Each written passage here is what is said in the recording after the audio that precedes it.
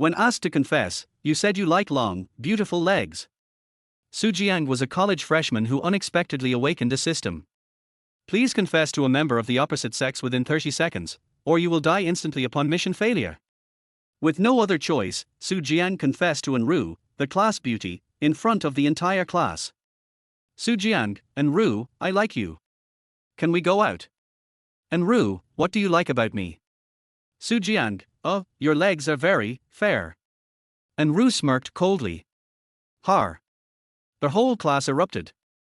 Teacher, Jiang, get out of my classroom. Mission completed. Reward, random skill firearm mastery. That night, Jiang was kidnapped by An Rou, who turned out to be the daughter of a powerful family. An Rou, Jiang, didn't you say you liked my legs? Are they still fair enough for you? System task triggered.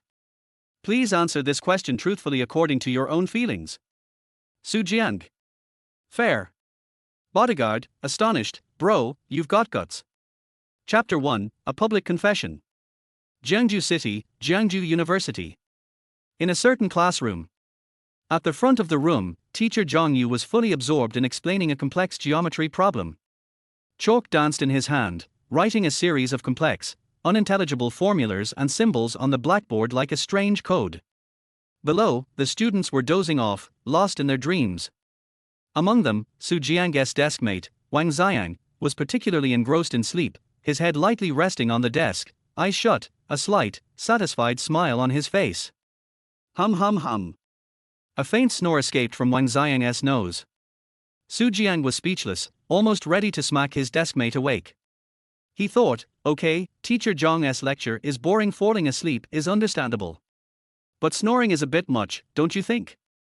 It's even keeping me from sleeping. Yes, Jiang was also among those who often napped in class. Jiang was a very strict teacher. Few dared to sleep in his class, knowing they'd lose points if caught. But Jiang was an exception. Jiang didn't mind too much, given Jiang's exceptional academic performance. He had entered Jiangju University as the city's top student, and he was well ahead in all foundational courses. Jiang's scores were so high that teacher Jiang almost treated him like a prized student, overlooking little things like napping. After all, a growing boy needs his sleep, right? As Jiang covered his ears, preparing to force himself to sleep, a voice suddenly sounded in his mind. Ding! Congratulations, host, on activating the system. Initiating beginner mission. Please wait. Selecting mission. Jiang's eyes shot open, all traces of drowsiness vanishing as excitement lit up his gaze. A system. He thought, ecstatic. Wasn't this just like the golden opportunities in web novels? Jiang had read plenty of web novels and knew what a system implied: cultivation, legendary feats, a hero's rise. Finally, my turn. He whispered, his anticipation growing, eager to embark on an extraordinary life. After a moment, the system's voice sounded again. Beginner mission selected. Host must confess to a member of the opposite sex within 30 seconds. Complete the mission successfully to receive a beginner reward. Special notice, mission failure will result in instant death. Countdown begins, 30, 29, 28.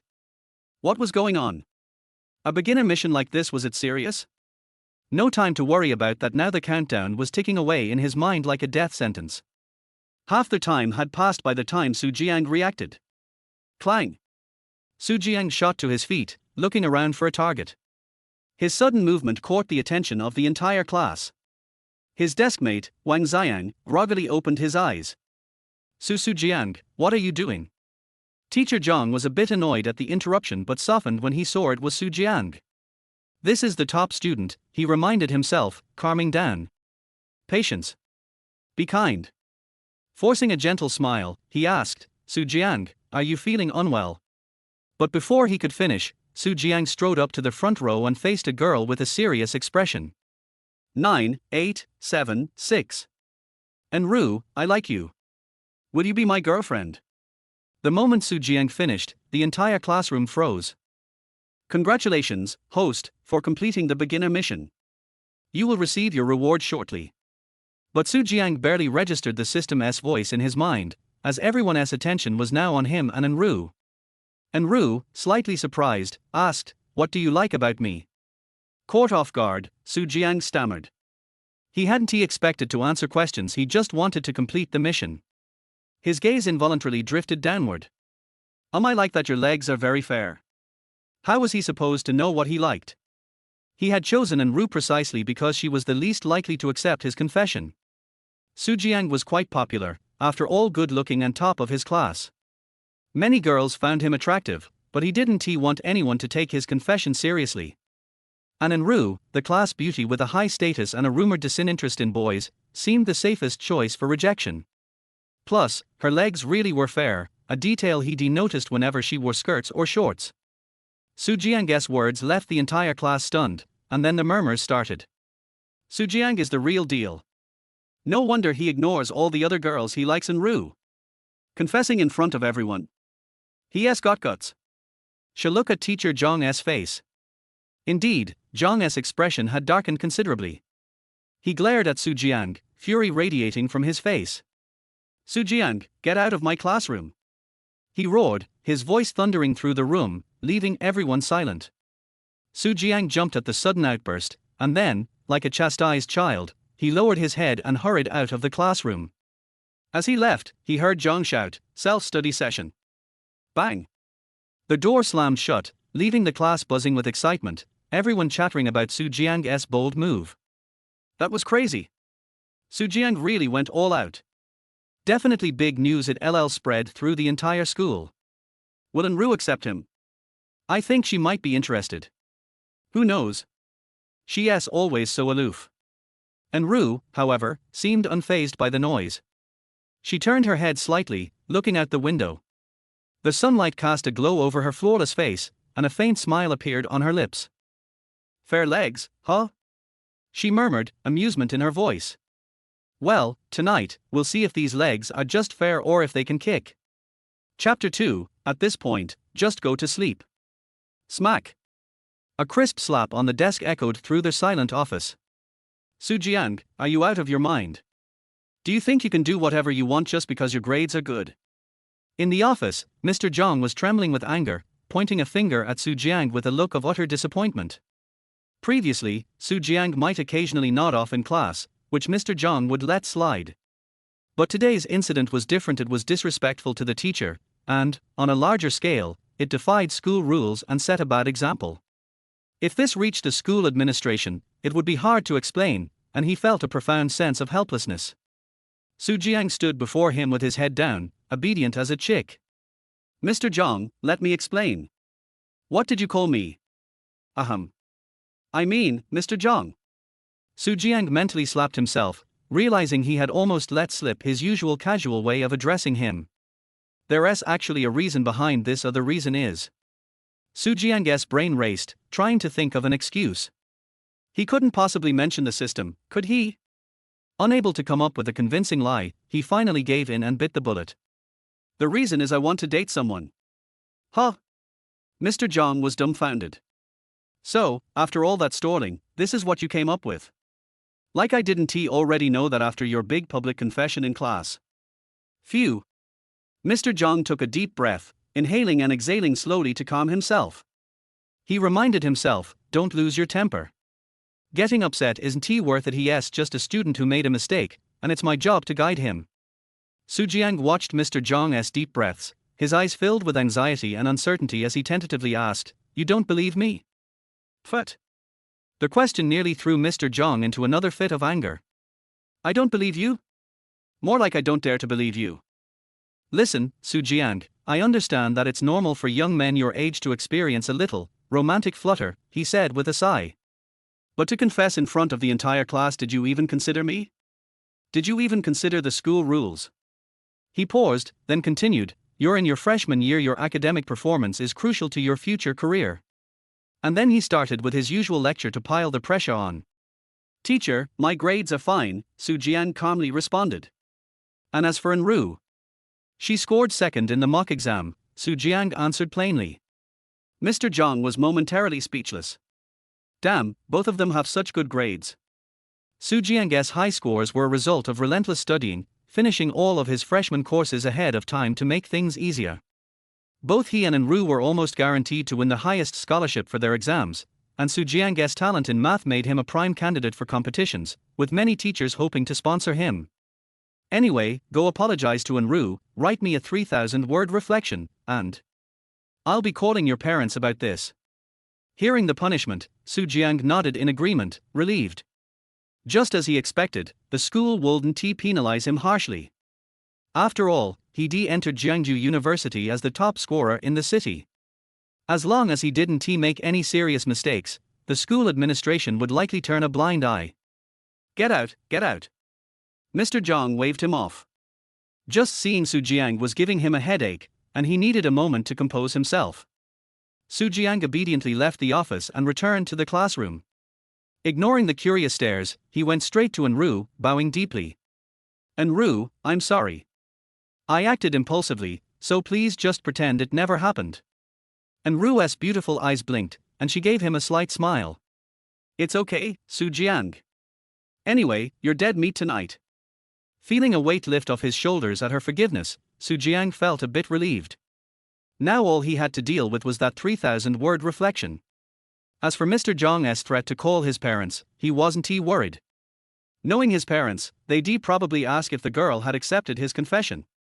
Moments later, Mr. Jiang returned to the classroom, evidently having regained his composure. There are 10 minutes left, so I'll finish explaining this problem. I might go a little over time, please bear with me. Hearing that there'd be overtime, groans filled the room. Students weren't expecting this in college after putting up with it in high school. Jiang had just taken his seat when his seatmate, Wang Xiang, gave him a thumbs up. You're a legend. Confessing to An Rou in front of everyone, you sure know how to pick a moment. The group chat blowing up. Raising an eyebrow, Jiang discreetly took out his phone under the desk and opened the class group chat, which indeed was bustling with messages from inattentive classmates. Do you know what nickname they've given you? They are all calling you Leg Brother. When you said An Rou's legs were white, the whole chat exploded. You're basically our role model. While Wang Xiang went on and on, Jiang sighed, covering his forehead. His reputation was definitely shot now. Maybe the system reward can cheer me up. System, activate the newbie reward. Ding! Newbie reward activated. Congratulations, host, on acquiring the high-level skill, firearm mastery. In an instant, a flood of knowledge about firearms filled his mind, causing him to wince slightly. After a while, he finally absorbed it all and now knew every detail about all kinds of firearms and could expertly use them, too. But what on earth am I supposed to do with this? Where's my cultivation? My sword skills? We live in a harmonious society. Jiangju is a calm, peaceful city. What am I supposed to do with firearm mastery? System, can I trade this skill? No. Do we have any skills that can split the heavens with a sword? No. Then, how do I get rid of this system? The system will automatically disengage upon the host's death. Screw you. Jiang silently cursed the system, which remained indifferent. This useless skill cost me my life just to unlock? He remembered all too well that failing to complete the mission within 30 seconds would killed him. He almost wet himself with fear, and all he got was a useless firearm mastery. What a waste of time. As the system ignored him, Mr. Jiang was still explaining the problem on the board. The more he thought about it, the more frustrated Jiang became. Finally, he laid his head down on the desk. At this point, just go to sleep. Chapter 3, and then. Kidnapped. 7:50 p.m. Only 10 minutes left until the end of evening study for freshmen at Jiangju University. Yes, you heard it right, freshmen still have evening classes. That's the unique charm of Jiangju University. Jiang had already completed the math homework assigned by the teacher without breaking a sweat. In response to Wang Xiang's usual begging, he casually tossed his finished work over. Thank you, Leg Brother. Leg Brother, you're amazing. Wang Xiang thanked him and immediately started copying furiously. Hearing the nickname Leg Brother, Jiang's mouth twitched. Within just one afternoon, the name had already spread around campus. Most people now knew about the freshman in the math department who had publicly confessed during class. The event had even drawn in a crowd of curious onlookers, with some gossiping about him and An Rou already. Jiang and An Rou are the perfect match. They must be agreed long ago to strive for the top together. Campus-wide first place dating second place. That's too sweet. They say Jiang lost a bet, which is why he did it. All kinds of ridiculous rumors had surfaced in no time.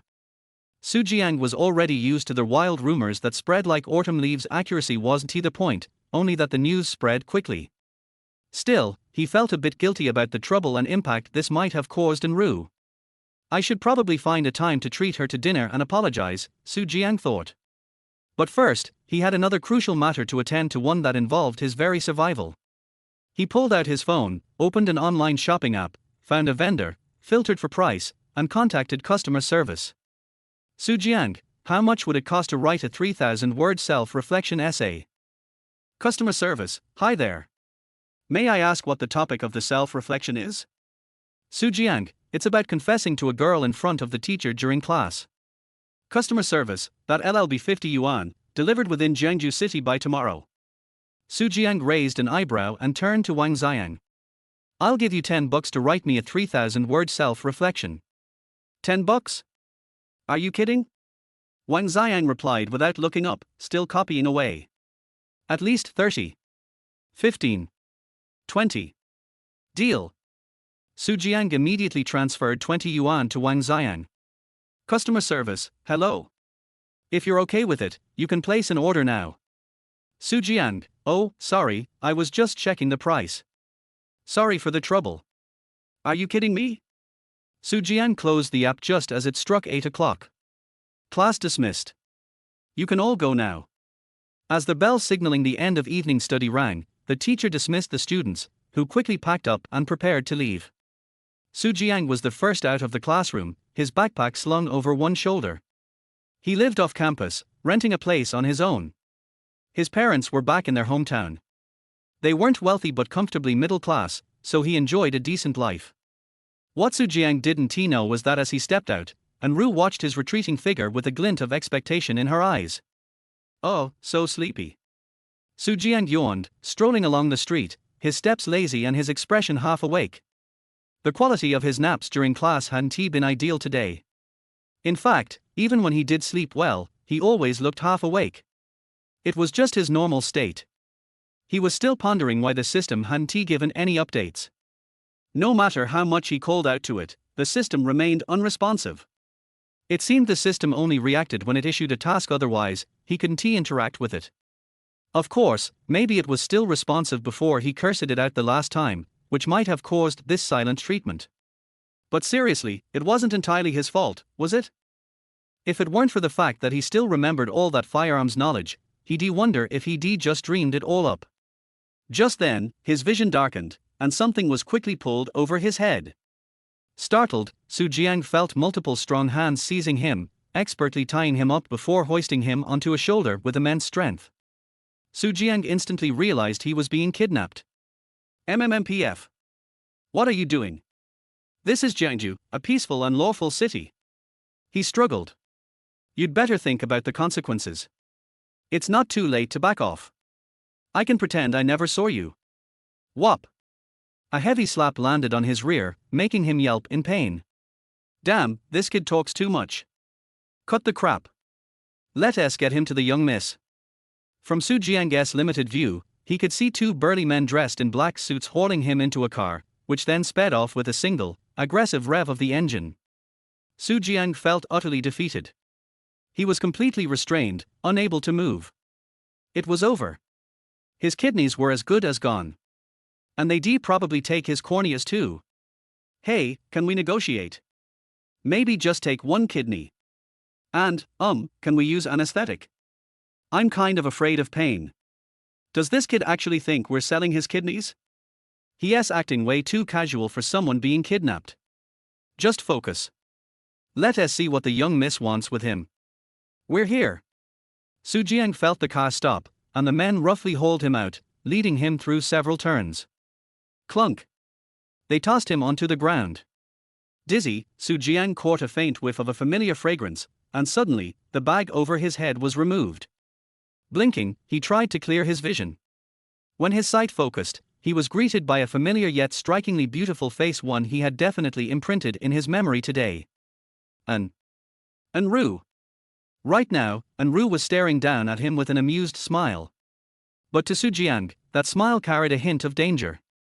Flanking her were two tall men in black suits, exuding an air of dominance and menace, clearly tough characters. Jiang recalled the men's earlier words about the young miss, and a sense of dread began to creep in.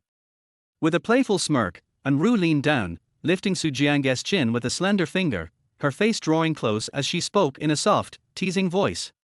Jiang, aren't you curious why you're here? My name is An Rou, of the infamily one of Jiangju's underworld clans. Gulp. Jiang swallowed hard, wishing he could slap himself right then and there. Jiang, oh Jiang, you sure know how to pick huh? You'd gone for a nuclear-grade choice. An underworld family, no less a young miss. Who could ve known? If he'd known, he'd have pursued Wan Xiang instead. It's a misunderstanding, a big misunderstanding. Jiang forced a smile that looked worse than a cry, realizing that tonight, his fate might indeed be in grave danger. If he didn't manage to appease this girl, he might just lose his life right here and now. Chapter 4, I really like your legs. It's a misunderstanding. I don't think so. Because of you, my reputation is taking a hit. People are even spreading rumors that we were childhood sweethearts. Har. An Rou scoffed, her voice laced with a hint of frost as she ground her tiny silver teeth together. Despite her annoyance, Jiang found her oddly adorable. Weren't you quite bold this afternoon? An Rou questioned, moving her face closer to Jiang's. Jiang awkwardly laughed, trying to explain, I might ve acted impulsively earlier, but that's because. Aren't you brave? An Rou interrupted, pressing on with her questioning. I just. You even dared to say you liked my legs. An Rou suddenly raised her voice, a mischievous glint in her eyes. Let me ask you, are my legs fair or not? Do you dare to answer? Ding. Host triggered a task. Please answer honestly, or you'll face a penalty. Ding your motherboard. Why did you have to chime in now, of all times? Jiang felt like he was going insane. This brain-dead system. He didn't expect help, but did it really have to throw fuel on the fire? Struggling internally for a long time, he thought of the potential punishment. Finally, he closed his eyes, took a deep breath, and decided to be honest. Why are you so silent? Weren't you? An Rou, your legs really are fair and beautiful. I really like them. After saying this, Jiang's face flushed as though it were on fire. He had never felt so ashamed or embarrassed. Even with his usual thick skin, he felt completely exposed in that moment. Oh, might as well be dead, he thought as his eyes lost all hope. If he were to die, it would be of social embarrassment. Ding! Congratulations, host, on completing the task. You've earned a random reward. Random reward being drawn. Congratulations. You've received the intermediate skill combat mastery. In an instant, a vast array of combat techniques and moves flooded Jiang's mind, so vivid and detailed it felt as though he had practiced them 1,000 times. Suddenly, he realized he could effortlessly untie the ropes binding him. Just as he prepared to act, he looked up and saw An Rou with a face flushed crimson, glaring at him with an expression of embarrassment and anger. The two bodyguards beside her were dumbfounded by his words, even giving him discreet thumbs up. Jiang? Why are you guys giving me a thumbs up? Are criminal families usually this surreal? Jiang didn't know, but An Rou, though pampered as a young heiress, was also known to be a mischievous prankster.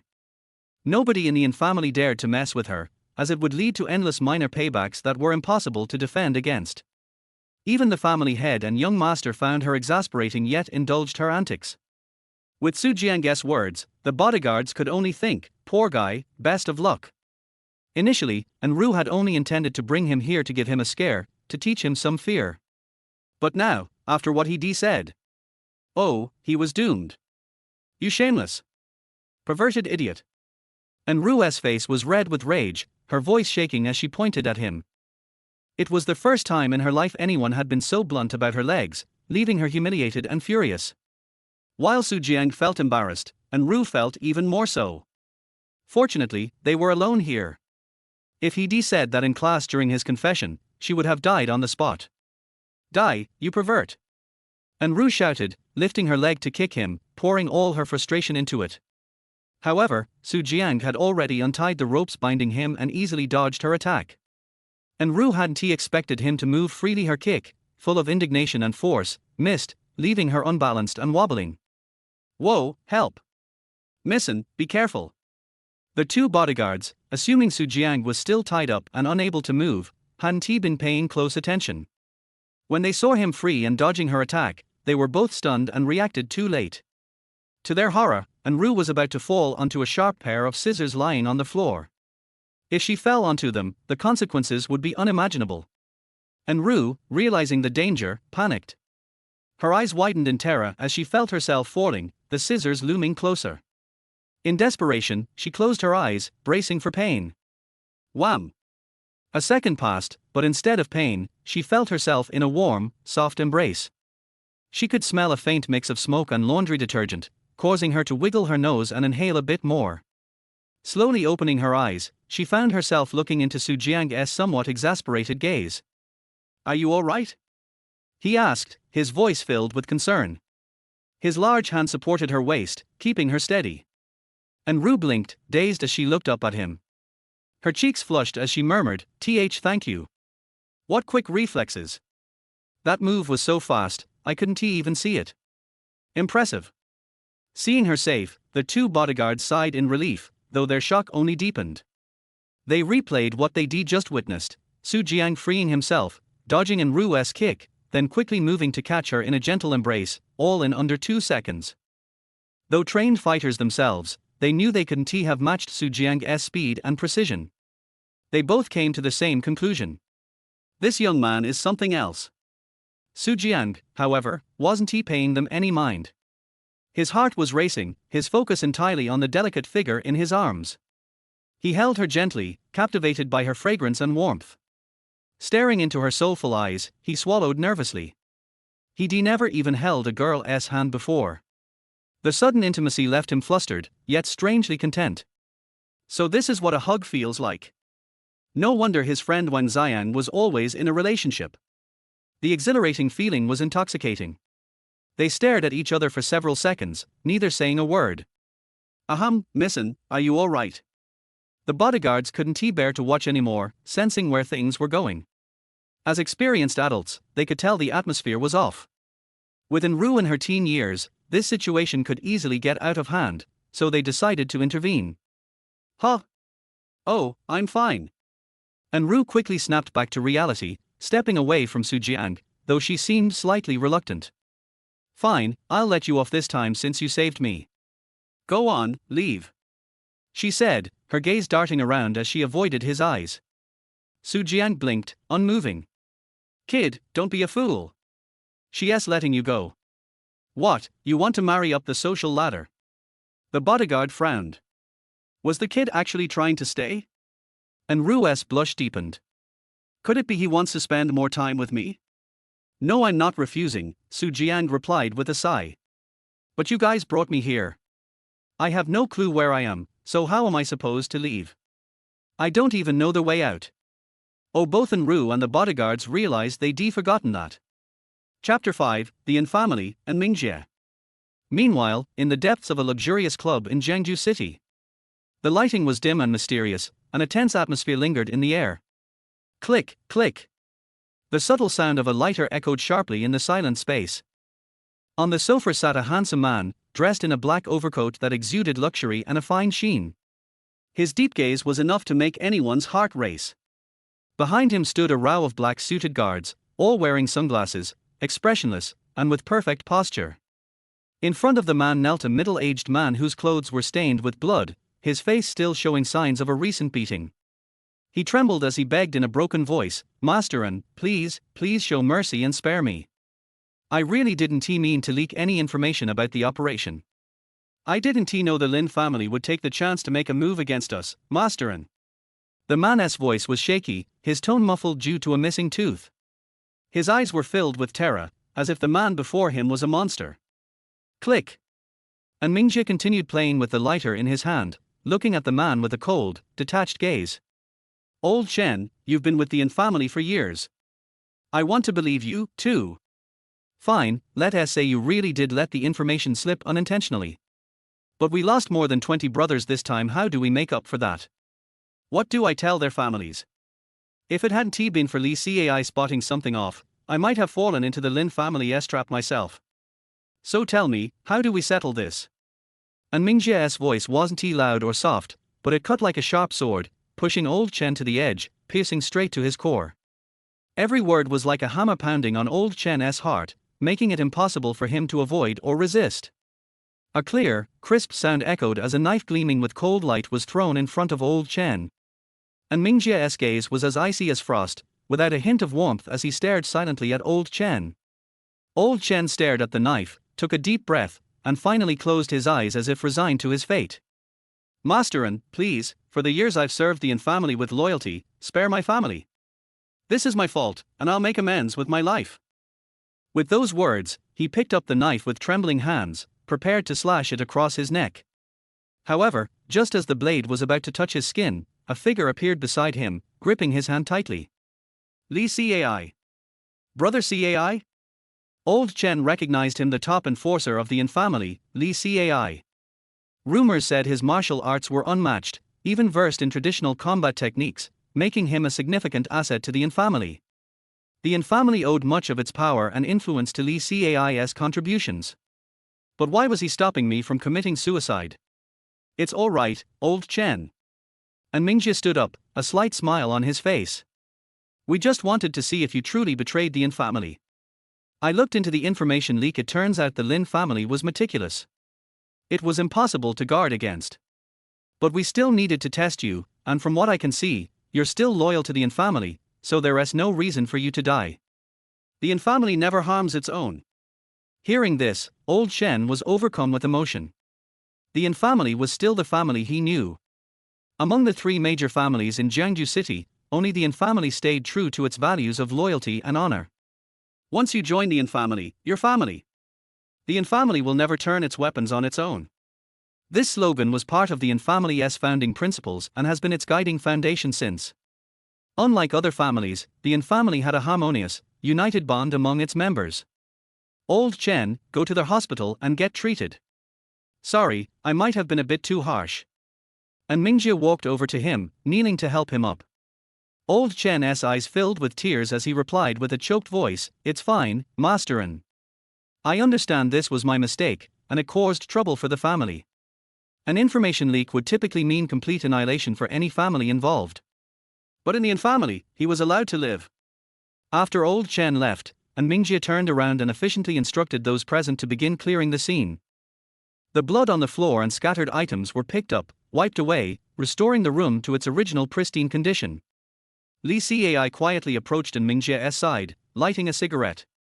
The faint smoke swirled between them as they gazed out the window, speaking in low tones. What do we do about the Lin family? Lee Cai asked. That bastard Lin Hui betrayed me, he needs to pay for it. But if we go all out against the Lin family, won't it just give the Feng family a chance to profit? And Mingjie's brow furrowed at this.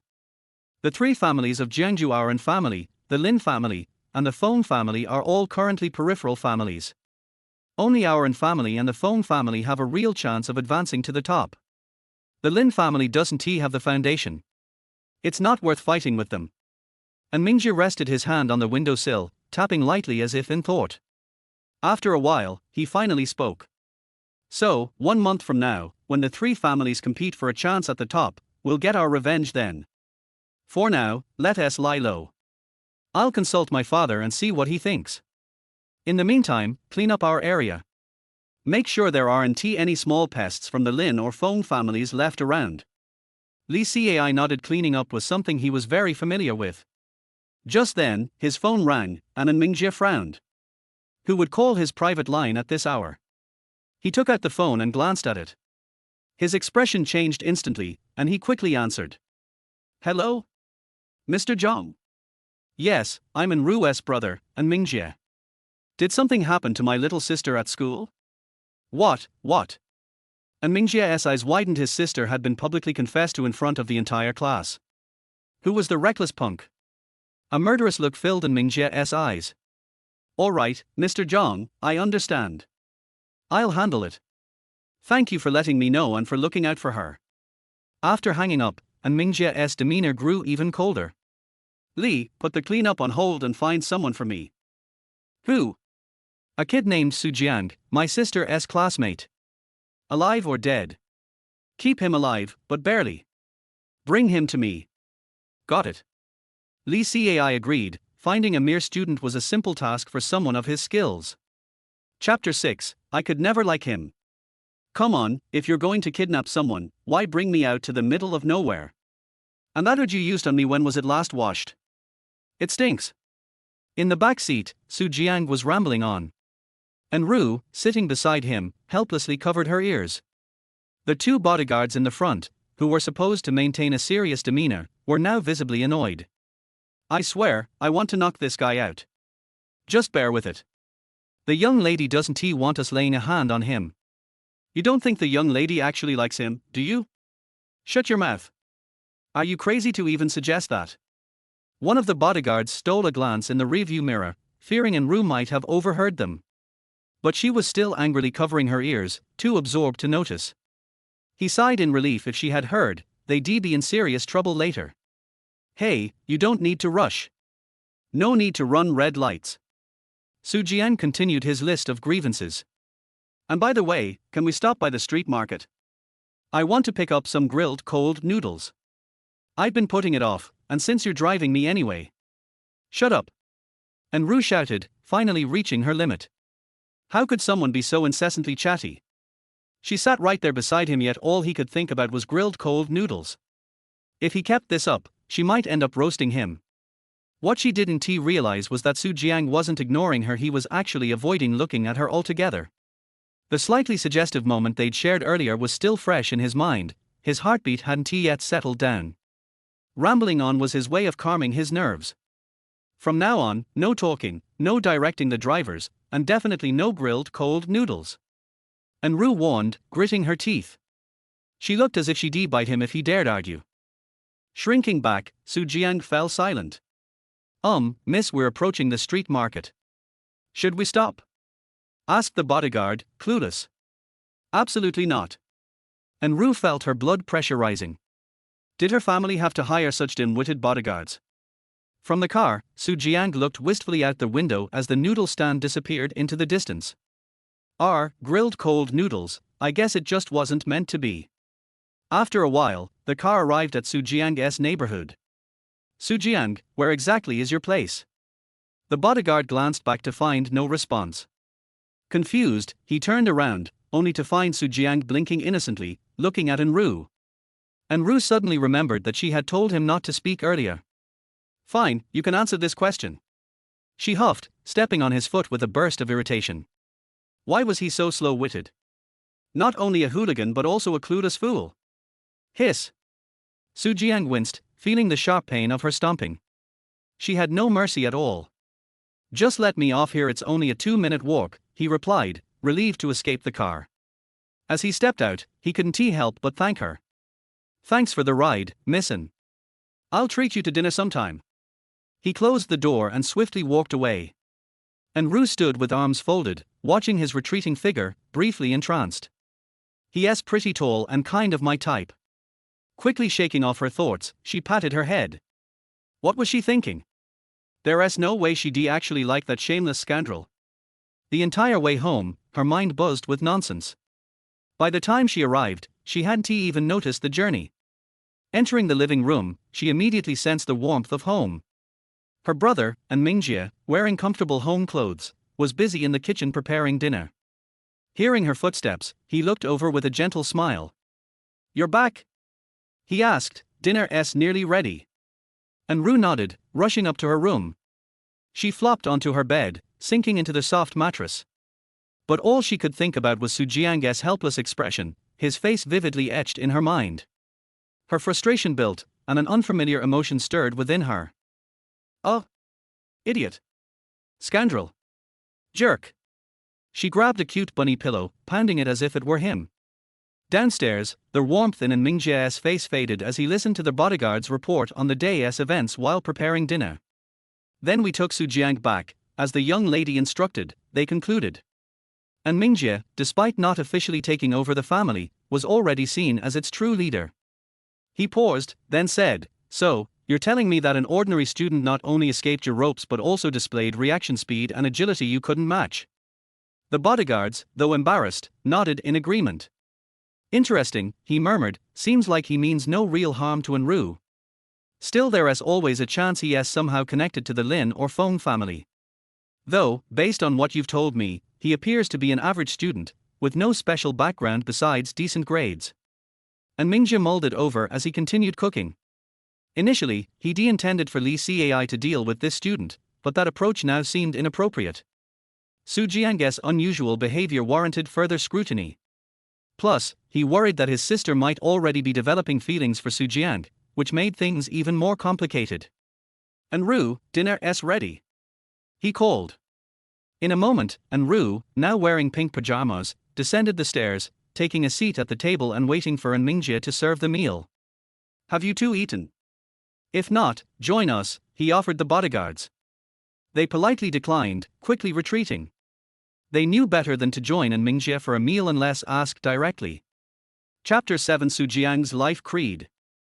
An Rou and An Mingjie sat opposite each other at the long dining table. "Brother, did you put too much sugar in the chicken soup today?" An Rou tasted the soup and found it a little sweet. "Is it too much?" An Mingjie quickly scooped a spoonful and tasted it. "Same taste as usual. Where's the sweetness?" An Mingjie felt helpless when he saw that the little girl was absent-minded. Rou, did someone confess to you today?" An Mingjie brought up the topic straight away while eating. Are. An Rou nodded dazedly, then immediately reacted. "It's okay, bro. I've taken care of it. I asked the bodyguards to teach him a lesson." An Rou raised her little pink fist and waved it a few times with a ferocious expression on her face. When An Mingjie saw that An Rou did not tell the truth, he felt disappointed. "Have you taught him a lesson? How was the lesson taught? Is it because of a lesson that makes the other person blush?" If he hadn't listened to the bodyguard's report, he would have believed it. An Mingjie sighed and said, "Why don't we bring him home this weekend?" He had almost concluded that his sister probably had feelings for him. As an older brother, he must investigate it personally. If that guy named Su Jiang really has a clean background and is a good person, I would feel a little more at ease. After all, at An Rou's age, she will eventually fall in love. He can't stop the throbbing of adolescence, and there is no need to stop her. The An family has a very open-minded family tradition. They advocate free love and do not engage in family alien marriages. An Rou. What do you mean, bring him back to see?" An Rou stopped drinking her porridge suddenly, looking confused, not understanding what her brother was doing. "That guy called Su Jiang, I'll help you take a look at him. If you really like him, I'll support you." "What? Bar?" An Rou reacted and her face immediately turned red with shame. She stood up and pointed at An Mingjie with trembling fingers. Who likes him?" "Brother, let me warn you. You can eat whatever you want, but you can't say whatever you want. How could I possibly like that bastard? Then I'll let Li Cai get rid of him." "You dare?" In a hurry, An Rou immediately realized that she had said the wrong thing. Coupled with An Mingjie's playful look, she felt ashamed and angry. I mean, I don't want to kill him. Anyway, don't worry about it. I can handle it myself. I won't talk to you anymore, humph." An Rou put down the bowl, turned around and was about to leave, but suddenly thought of something and walked to An Mingjie angrily. She lifted up her slender, white little feet and stomped hard. Hiss! An Mingjie took a breath of cold air. An Rou stepped hard on An Mingjie's foot with her little foot, even harder than when she stepped on Su Jiang before. Then he turned around and went upstairs with a dark face. "You girl! Finish your meal!" An Mingjie covered his feet speechlessly. His sister was always so disrespectful and was spoiled by her family. With a sigh, An Mingjie poured the rice in An Rou's bowl into his own bowl and ate it in no time. In An Rou's room. "Bastard An Mingjie, stinky An Mingjie. Who likes that bastard?" Bang! Bang! Bang! An Rou punched the rabbit pillow again and again, her face flushed red. She didn't understand why her emotions fluctuated so much in just one day. She wasn't like this before. After lying on the bed for a while, An Mingjie knocked on her door. "I put the food in the refrigerator. If you're hungry, you can heat it up and eat it yourself." I have something else to do, so I'll go out first. Remember, bring him over on the weekend, no questions asked. An Rou covered her ears. She was particularly annoyed with An Mingjie. I know, you're so annoying. Hearing An Ru's impatient voice, An Mingjie shook his head helplessly. After going downstairs, changing his clothes and walking out the door, An Mingjie changed his previous gentle expression and replaced it with an endless murderous aura. A member of the An family stepped forward and whispered in An Mingjie's ear. Young Master An, the leader just sent a message asking you to go to the several branches of the An family tonight to identify some people. Okay, got it. An Mingjie lit a cigarette and took a deep breath. Dad is the same. He's still strong, but he insisted on letting me take over so soon. He grumbled quietly, complaining that his father didn't care about things. In the past 2 years, An Mingjie was in charge of almost all the big and small matters in the family. He was almost dying of exhaustion. God knew how much he envied his father, who was a hands-off boss. Throwing the cigarette butt away, An Mingjie got into the car. Then, several black cars slowly drove out of the compound. At 6 in the morning, the alarm rang. But it only lasted for a second. Jiang stretched out a hand from under the quilt extremely quickly and turned off the alarm on his mobile phone. I can still sleep for another 5 minutes. Jiang muttered to himself. Half an hour later. Shit. I'm going to be late again. Jiang hurriedly got dressed and washed up, and he overslept again. I'm already a freshman and I still have to prepare for the morning exam.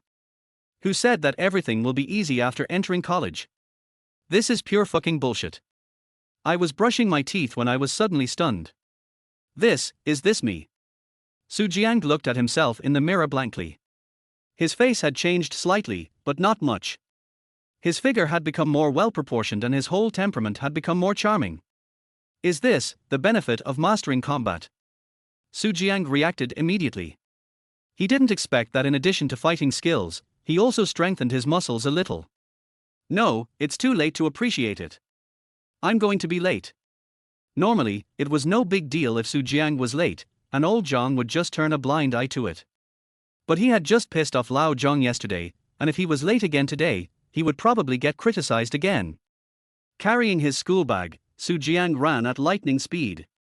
With his mastery of fighting, he used the least amount of energy, ran the fastest speed and the longest distance, and arrived at the bus stop within the limit time.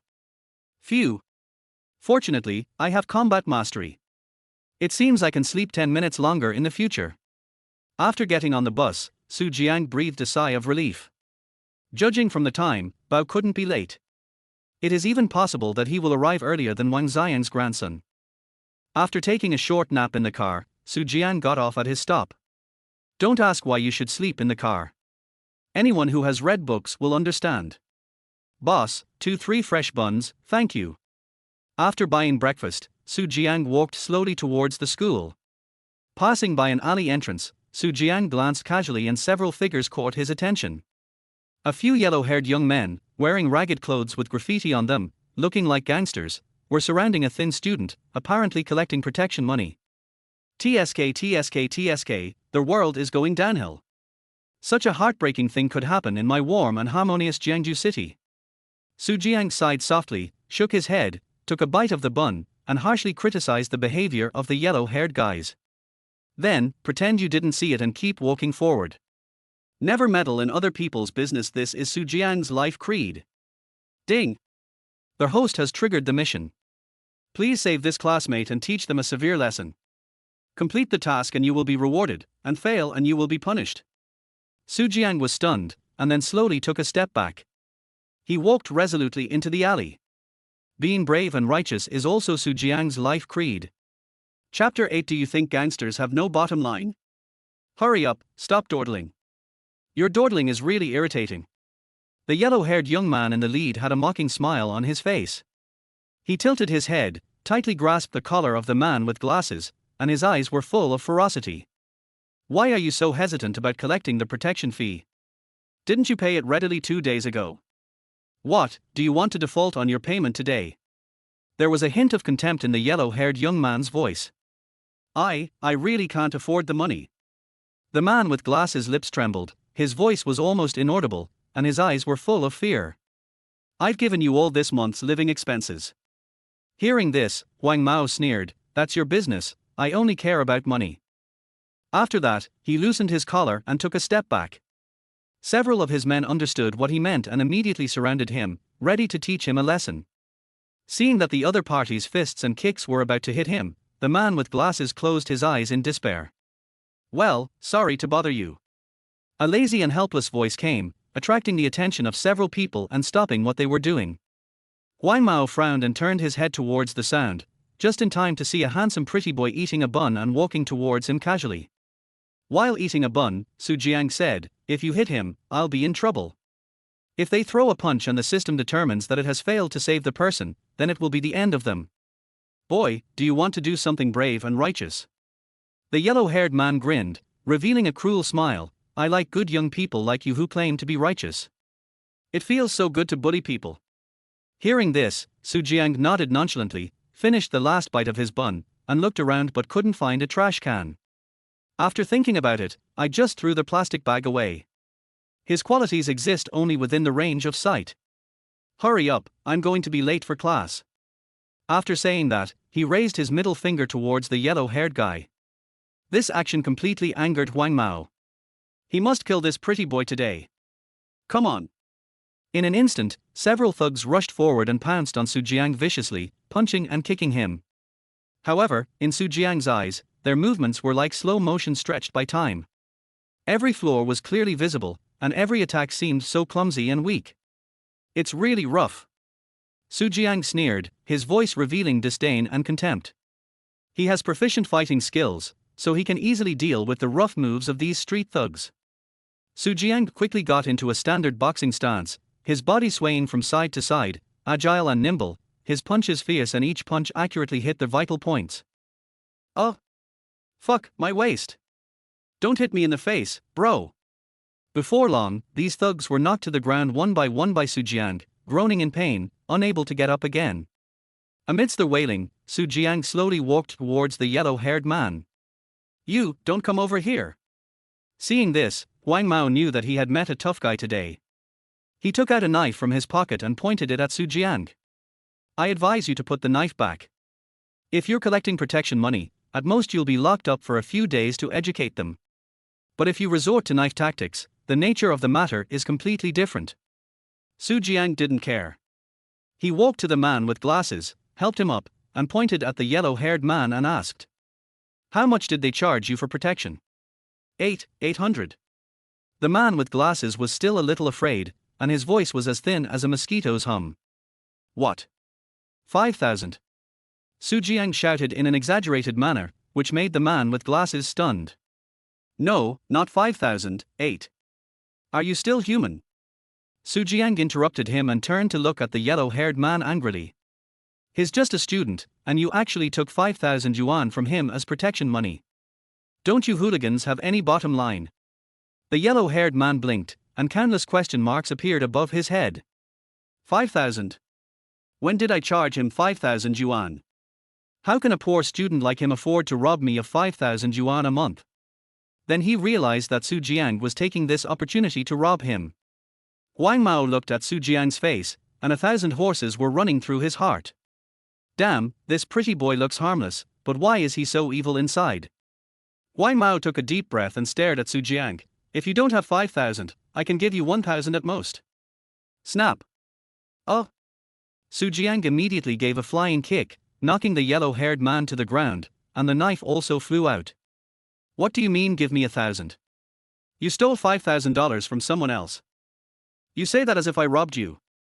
Upon hearing this, Huang Mao covered the part of his body that was kicked and almost vomited blood. "Aren't you just robbing? Brother, you better think it through. We are from the Lin family of Jiangsu City." Huang Mao had no choice but to move out of the Lin family. Although he was just a small-time gangster at the bottom of the Lin family, he could only use the tiger's skin as a banner to try to scare Jiang. Unexpectedly, when Jiang heard that the Lin family had no reaction, he tilted his head and walked towards the yellow-haired man step by step. "Lin family? I don't know him and I've never heard of him." "Wait a minute. Brother, I'll give it to you. I'll give you 5,000 yuan. Seeing this, Wang Mao immediately surrendered. He who knows the times is a hero. Su Jiang frowned when he heard this. What do you mean by giving? That's called returning. Wang Mao immediately nodded like a chicken pecking at rice. Yes, yes, yes, return the money. After saying that, he immediately took out his cell phone and transferred 5,000 yuan to Su Jiang. Following Su Jiang's eye signal, he immediately fled in a panic with a few of his men. Here, I'll transfer $2,000 to you and you can go to the hospital yourself. No, brother, I really only gave them 800. Listen to me, the extra money will be considered as their medical expenses, don't talk nonsense. Su Jiang was too lazy to argue with him. After transferring the money, he walked out of the alley alone. The man with glasses looked at Su Jiang's back with gratitude in his eyes and bowed deeply. Ding! Congratulations to the host for completing the task and receiving a random reward. Random rewards are being drawn. Congratulations to the host for obtaining the low-level skill Animal Telepathy. Animal Psychic Communication, what kind of skill is this? Su Jiang asked in his mind as he walked. In simple terms, animals will be close to you. No more? No more. Grass. It is indeed a low-level skill and is completely useless. Not as good as fighting proficiency. However, the fight just now also made Su Jiang realize that mastering fighting is not omnipotent. He knows fighting skills, but his current physical condition is not enough for him to fully display his fighting proficiency. After only fighting for a while, Su Jiang felt a little out of breath. My physical strength and body can't keep up. Su Jiang frowned slightly. This is a big problem. I just don't know if the system has the skills in this area. Chapter 9 I'm tired, let's destroy it. As expected, Su Jiang was late. Stand at the back. As it happened, the first class was Lao Zhong's calculus class. Su Jiang touched his nose and ran to the back of the class in disappointment. During this process, Su Jiang and An Rou, who was sitting in the first row, looked at each other, and then they both looked away at the same time. Standing in the last row with a book in his hand, Su Jiang felt sleepy again. Su Jiang found a comfortable position, covered his face with a book, and gently closed his eyes. Of course, he couldn't do such a magical skill as sleeping standing up before, but now he has this ability. Praise for combat mastery. Old Jiang naturally couldn't imagine that Su Jiang could fall asleep while standing, and yet he continued to teach. Until the get out of class was over, no one noticed that Su Jiang had fallen asleep. Su Jiang, come to my office. Su Jiang was woken up and felt helpless. Why was he being singled out for chat every day these past 2 days? He returned to his seat and extended his hand to Wang Xiang, who understood what he meant and took out a letter of apology he had already written. Su Jiang took a quick look and found that it was written quite standardly and did not disappoint him. Following Lao Zhong dejectedly, Su Jiang arrived at the familiar office and obediently handed in his letter of apology. Lao Zhong took it and put it on the table beside him without even looking at it. Su Jiang, the competition is coming up, you can't waste your time like this. Old Jiang was talking about the advanced mathematics competition in Jiangju City. He had asked Su Jiang to sign up a long time ago, and he was his mentor. Su Jiang nodded, don't worry, Mr. Jiang, I promise to attend and not be absent. When old Jiang heard this, the corner of his mouth twitched. If you don't participate, should I? What I really want is a ranking, gold and silver medals. I need your promise to sign up. If you don't participate, I will break your legs. Su Jiang, don't play dumb. You must win the gold medal in this year's competition. Lao Zhong's tone was extremely serious. Whether he could become famous in one fell swoop depended on whether Su Jiang could win the gold medal. Su Jiang's face was full of helplessness. He really didn't care whether he could win the gold medal or not. Wasn't it enough to just get a ranking? What bike do you want? Of course, you can't say this to Lao Zhong. Don't worry, Mr. Jiang. I will try my best to win the gold medal. Who else but me can be the number one? Su Jiang looked serious and spoke in an extremely sincere tone. When old Jiang heard this, he felt relieved. After giving Su Jiang a lecture, he let him go back. The next class was college physics, still in the previous classroom. Su Jiang returned to his familiar seat and fell asleep. What is a gold medal? I don't know. I don't know. Hey, Lao Su, don't go to sleep yet. Wang Xiang pushed Su Jiang up and said quickly, "Tomorrow is Saturday. I have reserved 5 seats in a row at the internet cafe. Don't stand me up. I'm still waiting for your Yasuo to lead the way." When Su Jiang heard about this, he nodded slightly, gave the other party an okay gesture, and continued to fall asleep. 2 minutes later, Su Jiang was about to fall asleep when he suddenly felt someone poking his arm. Su Jiang thought it was Wang Xiang looking for him again, and looked up with resentment. "Wang Xiang, if you have anything to say, can you please tell me all at once?" The voice stopped abruptly in the middle of the words. Wang Xiang sat aside, looking at him with innocent eyes. On the other side, An Rou was extending a finger and gently poking her hand. "Oh. An Rou, what can I do for you?" An Rou withdrew her hand, without looking into Su Jiang's eyes, and tilted her head to one side, whispering, "Well, are you free tomorrow?" Hearing this, Su Jiang turned his head to look at Wang Xiang, paused for a moment, then turned his head back to look at An Rou. "Yes, I have no plans tomorrow." "Wang Xiang. Not a buddy. You're not a human being anymore, are you?" Wang Xiang opened his mouth and wanted to say something, but he didn't say it. "Forget it, my brother's lifelong happiness is the most important." He turned around and quietly cancelled the 5 consecutive seats in the internet cafe. Hearing this, An Rou nodded gently and said with a blushing face, "Then you will go to a place with me tomorrow." "Where are you going?" "Come home with me." Puff.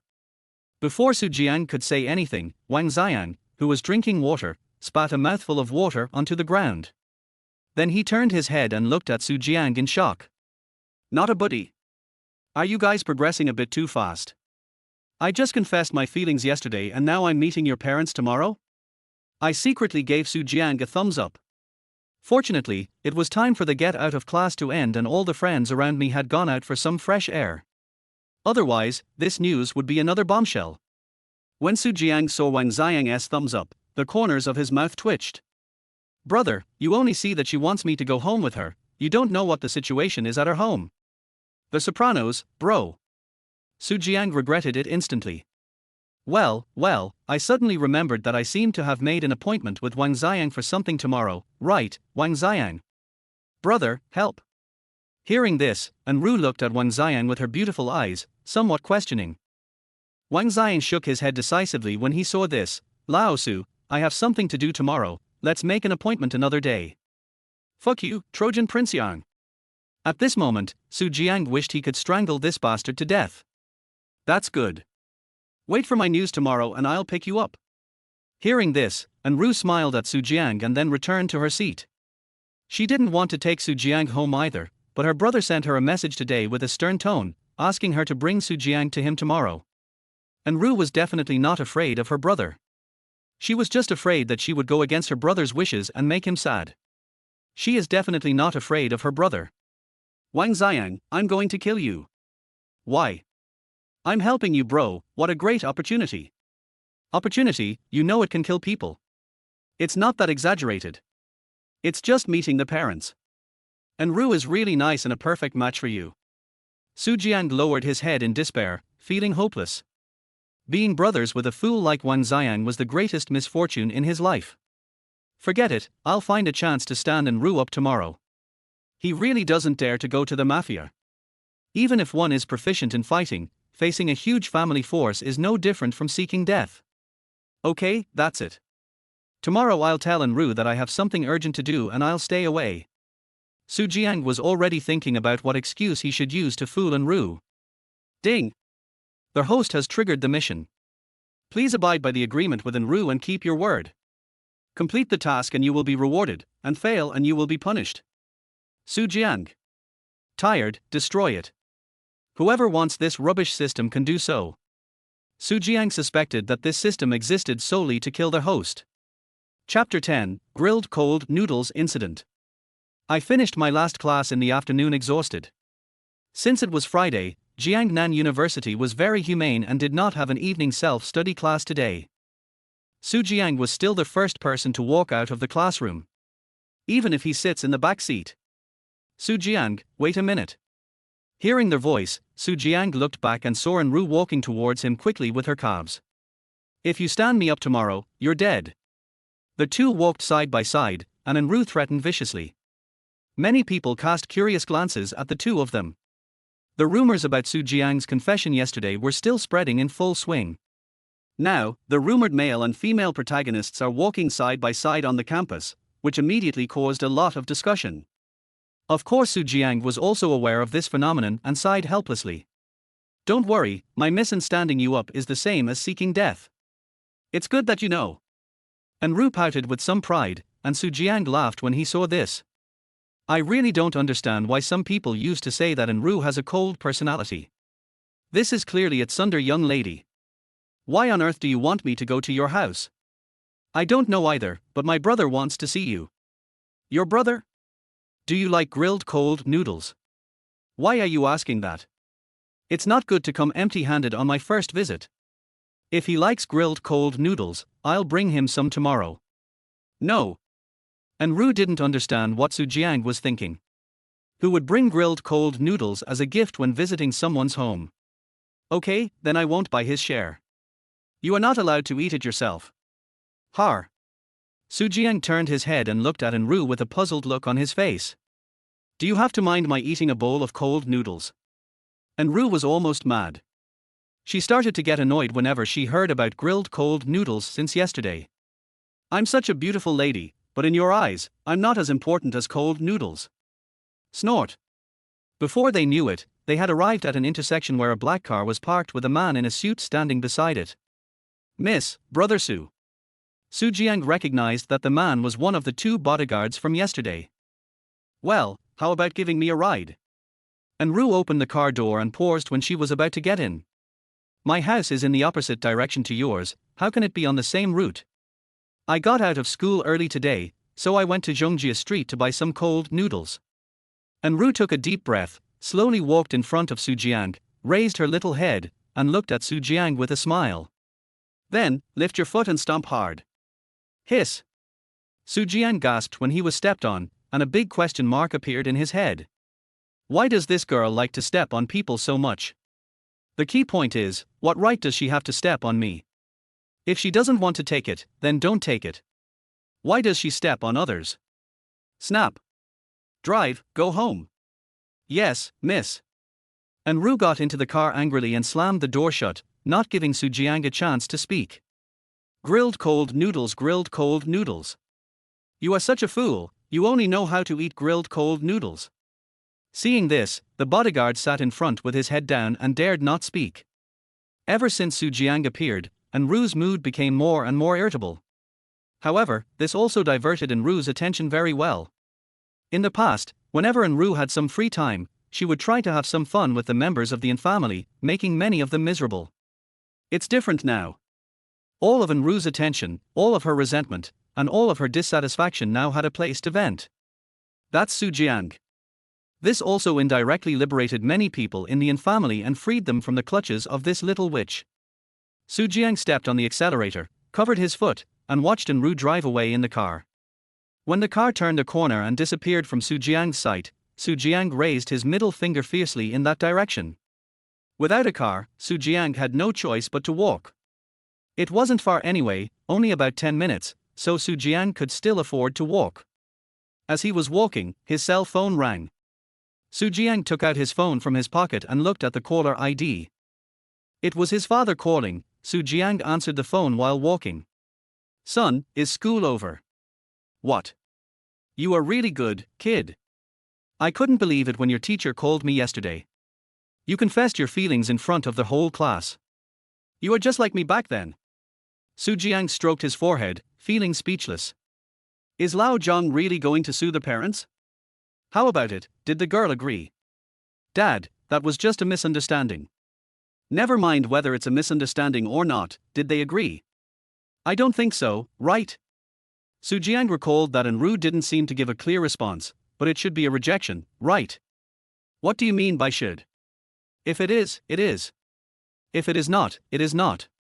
How come you are not neat and tidy in doing things? Dad, do you have anything else to say? That's it. It's so boring. I was thinking of eating some melons from you. You're not as cool as I used to be. I'm dead. Beep, beep. Su Jiang took a deep breath.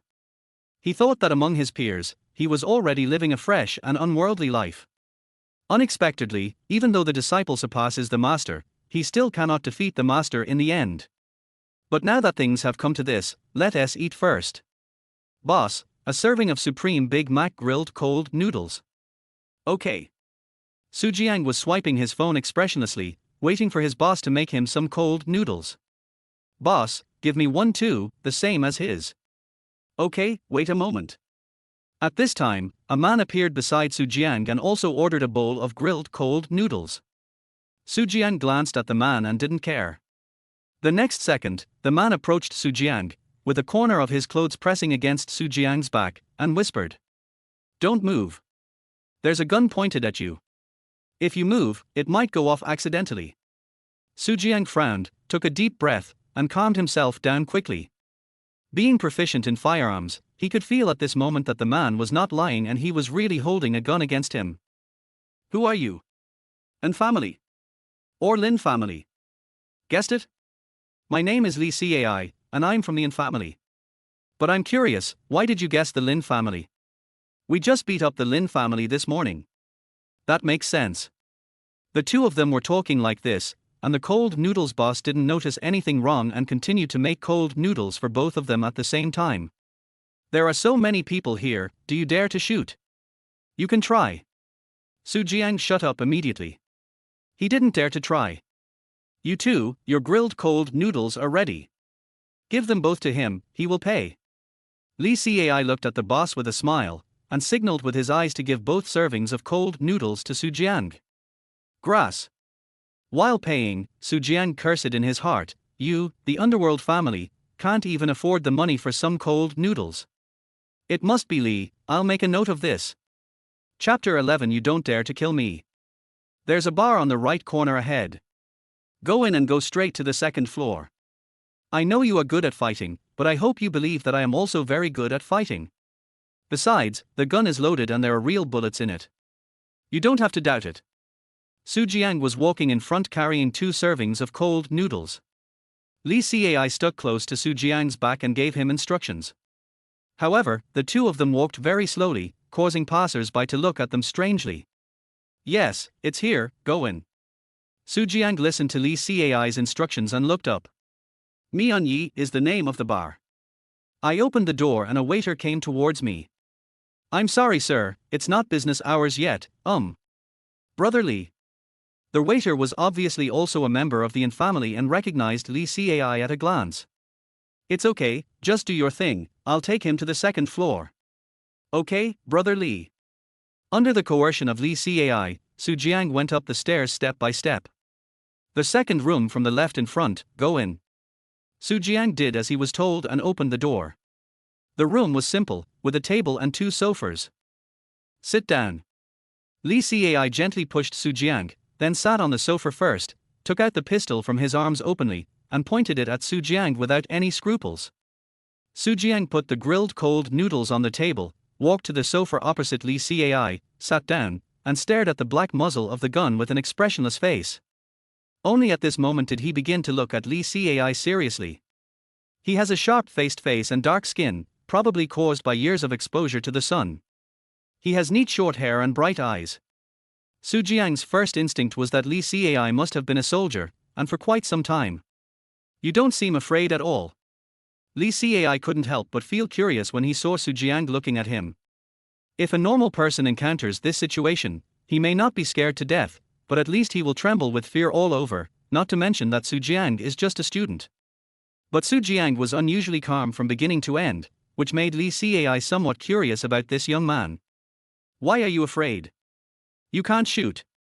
As Jiang spoke, he picked up the grilled cold noodles and began to eat slowly. Oh? How can you be sure I won't shoot? Because you have no reason to kill me, and if you really wanted to kill me, you wouldn't have brought me here. There's no need. What if I really intend to bring you here and kill you quietly? Then I can only say that you are mentally ill. Jiang spoke bluntly. He was now extremely resentful towards Li Cai. When Li Cai heard Jiang scolding him, he was not angry but laughed instead. Why?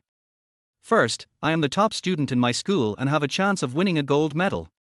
If I die inexplicably, the school will definitely investigate. Second, I have no life and death feud with your family. You must be looking for me because of what happened to An Rou yesterday. Then you should know that I saved your eldest daughter's life yesterday. Besides, An Rou's brother will see me tomorrow, so even if you have 100 guts, you would not dare to kill me. Third, you threatened me all the way here. Although I can't see that I was coerced by you, there are surveillance cameras all the way here. If something happens to me, you will be the first suspect. After Jiang finished speaking, he stopped eating, raised his head, and looked at Li Cai with a playful expression. Based on the 3 points I mentioned above, it is totally unnecessary for you to point a gun at me now. Do you dare to shoot? I'd even bet there's no bullet in your gun. Because if I suddenly attack you on the street, and you don't dare to kill me, and someone finds out that you have a gun with bullets, not only will you be in trouble, but the family will also be investigated. Hearing this, Li Cai leaned down and stared at Jiang with his sharp eyes. Suddenly, he pointed the gun at Jiang's head and pulled the trigger without hesitation. Jiang stared at the muzzle of the gun without blinking, with a smile on his face. Crack! Just as Jiang said, there was no bullet in the gun. Har ha ha ha ha ha ha. Li Cai suddenly laughed, threw the gun away, and took out a mobile phone from his pocket. The phone interface showed that he was talking to someone. You heard it too. This kid is too smart. I can only test him to this extent. Well, thank you for your hard work. And Mingjia's voice came from the other end of the phone, and then he hung up immediately. Li Cai put the phone back into his pocket and looked at Jiang.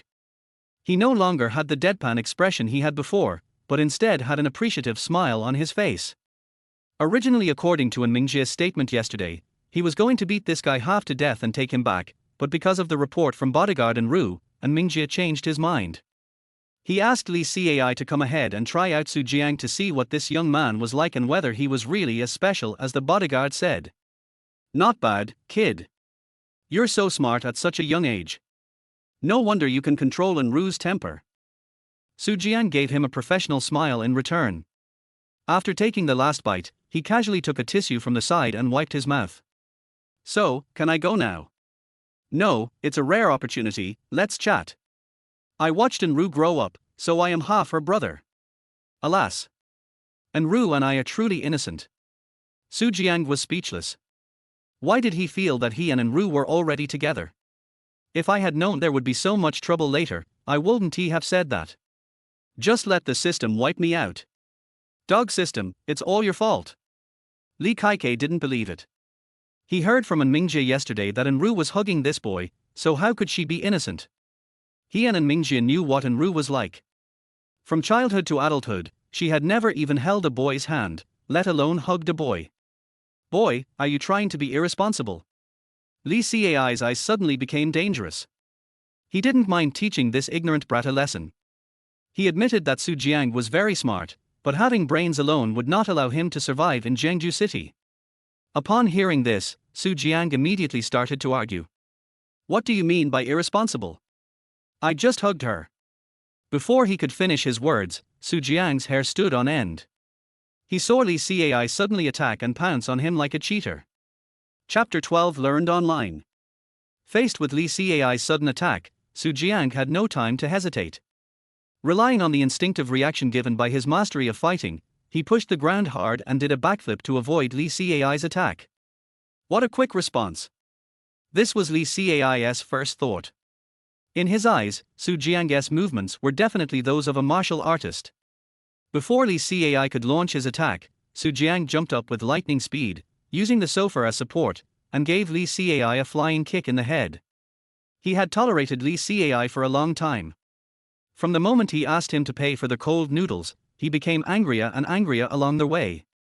But thinking that the other party was from the An family and was An Rou's half-brother, Jiang decided to give up. But just now Li Cai attacked without saying a word, which also made Jiang angry. If a tiger doesn't show its power, do you think I am just an ordinary student? Bang! Li Cai's reaction was also quick. He realized the impending danger almost the moment Jiang made a move. Surprised, he instinctively raised his arms and tightly protected his head to block the kick as fast as thunder. However, Jiang's actions were beyond his expectations. At the moment of contact, Su Jiang cleverly used Li Cai's blocking arm as a fulcrum, and his body gracefully rotated 180 degrees in the air. Then, his other foot kicked out as fast as lightning and accurately hit Li Cai's chest. Snap! A muffled sound echoed in the air.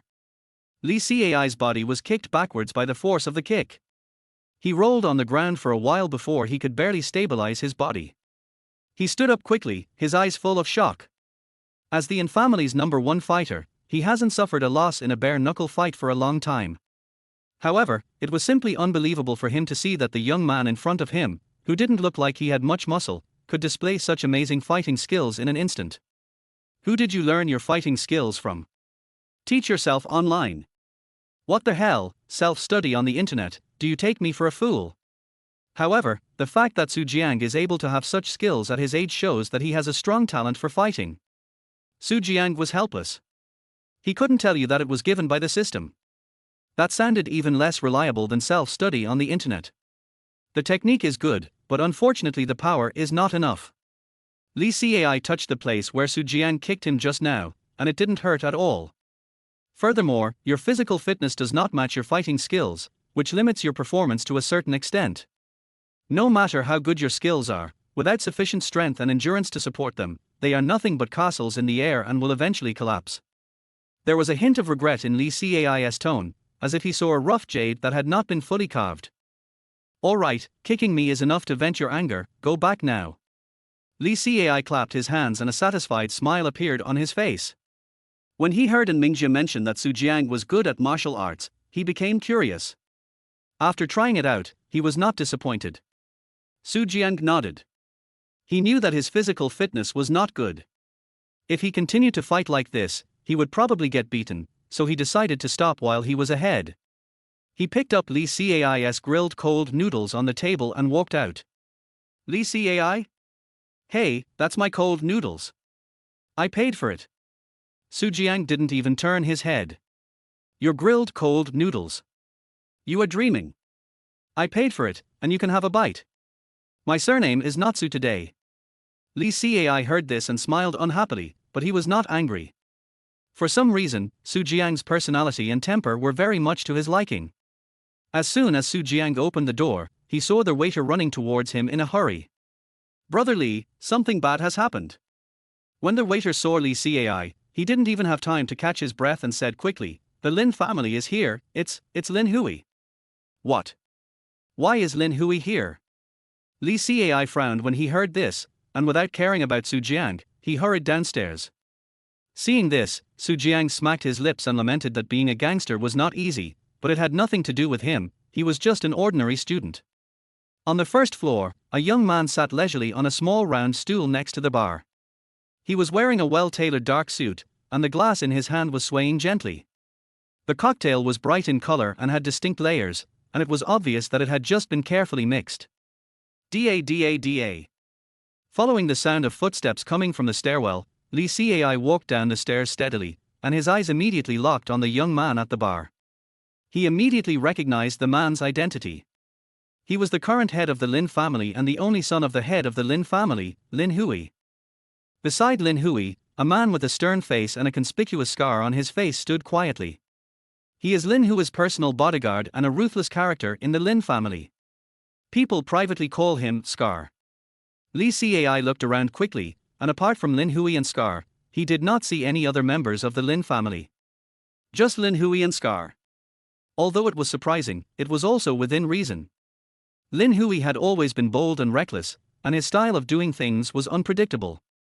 When Lin Hui saw Li Cai appear, he turned around, smiled and spoke in a low voice. I like the wine you have here. The name is nice too, Xiao Mian Yi, it suits my taste. After saying that, Lin Hui took a sip of wine and showed an intoxicated expression. Li Cai had long been accustomed to Lin Hui's style and looked displeased. Lin Hui, what are you doing here? Nothing, I just happened to pass by and heard you were here, so I came to see you. Look, aren't you afraid that I'll kill you here? Do you dare? Lin Hui sneered, if you kill me, the Lin family and the An family will inevitably go to war. The opportunity to compete for the Longchu family will be in a month. At this sensitive stage, you dare to kill me? Li Cai frowned when he heard this. What Lin Hui said was the truth. Even if he was unhappy with Lin Hui, he absolutely could not take action at this moment. Don't be so nervous. You have a stern face all day long. Lin Hui put down his glass and stood up. I came here specially to tell you a top secret news. I don't dare to believe your news. Even about the gray area. Gray area. Li Cai's pupils shrank slightly when he heard these four words. In China, there are mafia families in all major cities, but there is also a special area.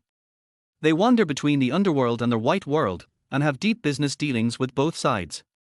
The most important thing is that they are powerful, and almost every family from the gray area has strength that is no weaker than the leading underworld family. Li Cai's expression satisfied Lin Hui. He continued, yes, tomorrow night, the Feng family will meet with the leading family in the gray area at Confronting restaurant. Li Cai's face was solemn. He knew Lin Hui, and news of this level would most likely not be false. The Feng family is the main competitor of the An family. The two families are almost equal in terms of resources and strength. If the Feng family gets support from the gray area, the An family will be in danger. You told me such important news. Yeah, I'm a kind-hearted person. There's nothing I can do about it. Lin Hui smiled, as if he was really worried about the An family. Of course Li Cai didn't believe this statement, but no matter what Lin Hui's purpose was, this matter must be told to An Mingjie as soon as possible. Chapter 13 Born Gangster. Da. Another sound of footsteps was heard in the stairwell, attracting the attention of several people. Lin Hui was a little curious. Was there anyone else on the second floor besides Li Cai? Li Cai was shocked. It's bad. I forgot that Su Jiang hasn't left yet. It is not a good thing to let Su Jiang be exposed to Lin Hui and be involved in family disputes. Moreover, people like Lin Hui will definitely investigate once they see Su Jiang. When they find out the relationship between An Rou and Su Jiang, they will definitely try their best to use this relationship to attack the An family. I was just about to ask Su Jiang to go back upstairs, but it was too late. Even before anyone arrived, Su Jiang's voice could be heard. I'm not saying this, but the restroom in your bar is so hard to find. It's designed like a maze. It took me a long time to find it. Also, the faucet at the sink is broken. Remember to find someone to fix it later. After Su Jiang walked down the last step of the stairs, he noticed that something was wrong with the atmosphere and the sound suddenly stopped. For a moment, everyone's eyes were focused on Su Jiang. Li Cai stroked his forehead, his face showing helplessness and despair. Scar just glanced at it, calm and indifferent. Lin Hui looked at Su Jiang with curiosity in his eyes, as if he had discovered something new. Jiangda school uniform. Student. You're here at this time, are you from the An family? I've never heard of such a person among the younger generation of the An family. Is he the illegitimate son of your family master? Lin Hui asked a bunch of questions like a bombardment, but his eyes never left Su Jiang. Su Jiang also realized that the problem seemed to be a bit serious. I looked at Li Cai with some resentment. I deliberately stayed upstairs for a while, but you haven't got rid of that person yet. Well, I'm just passing by, you guys continue. Su Jiang gave a shy smile, nodded and was about to walk out. When passing by Lin Hui did not move, but just whispered, Scar. Crack. Stop. The bullet was loaded, and the black muzzle instantly appeared in front of Su Jiang. This is not the toy gun that Li Cai used just now, it has real bullets. Lin Hui, what do you want to do? Li Cai yelled. He was really afraid that Scar would shoot without saying a word. It's nothing for him, but it's hard to explain to An Rou and An Mingjie. Moreover, killing someone in front of Li Cai in the An family's tavern is tantamount to slapping the An family in the face. Seeing Li Cai so nervous, Lin Hui became even more excited, and he became more and more certain that Su Jiang was special. Ding! The host has triggered the mission. Please use your own strength and courage to escape from danger. Complete the task and you will be rewarded, and fail and you will be punished. The voice of the system rang in his mind, but Su Jiang had a blank expression. Even if there was no system, he did not intend to leave in such disgrace. Su Jiang really hated the feeling of being pointed at with a gun again and again. Let Li Cai go, after all, the gun was not loaded and he had no ill will towards him, and there was also the relationship with An Rou. You have a scar on your face, why do you point a gun at your master Su? Lin Hui, let him go. He is not from the An family. He is just a student. Li Cai's eyes were solemn. He didn't dare to bet whether Lin Hui dared to kill Su Jiang. Few people could guess Lin Hui's every move, but it would always be unexpected and surprising. This is also an important reason why the Lin family has been able to develop rapidly to this day. Lin Hui ignored Li Cai, turned around and said to Su Jiang's back, "Classmate, don't be so anxious to leave, let's chat." The tone was one of negotiation, but Su Jiang didn't hear any meaning of negotiation. Su Jiang ignored Lin Hui and raised his head slightly. His height of 1.8 meters was almost the same as Scar's. His eyes were looking at Scar without any emotion. "I hate being pointed at with a gun." Su Jiang's voice was low. After hearing this, Scar's mouth curled up into a scornful smile, his eyes full of teasing. "Oh? Then what do you want to do? Resist." He didn't take Su Jiang seriously. After all, Su Jiang was just an ordinary boy in his eyes. Su Jiang took a deep breath, as if trying to calm himself down. Then, he slowly turned around and answered Lin Hui's question as he turned around, "Chat. What do you want to talk about?" Just when Su Jiang's body turned halfway, all the muscles in his body tensed up instantly, as if a cheater was looking for the best time to attack. Suddenly, Su Jiang squatted down abruptly, his body moving as fast as lightning, causing the gun that was originally aimed at him to lose its target in an instant. Scar was stunned. He had never expected that the other party would dare to resist, so Su Jiang found an opportunity to take advantage of him. Scar reacted quickly and wanted to point the gun at Su Jiang again, but suddenly, he felt a sharp pain in his wrist, as if it was clamped tightly by a pair of pliers. The next second, his wrist was twisted by Su Jiang, and the pistol fell out of his hand. Su Jiang was quick-eyed and quick-handed, and caught the fallen pistol steadily. Without hesitation, Su Jiang showed a ruthless look and immediately made a decision. He aimed at Scar's thigh and pulled the trigger. Bang! A deafening gunshot echoed. "Oh!" Along with the gunshot, Scar let out a scream. The pain of his wrist being twisted and the severe pain of his thigh being hit by a bullet was so severe that even if he could endure it, he could only fall to the ground and scream. Then, Su Jiang did not stop.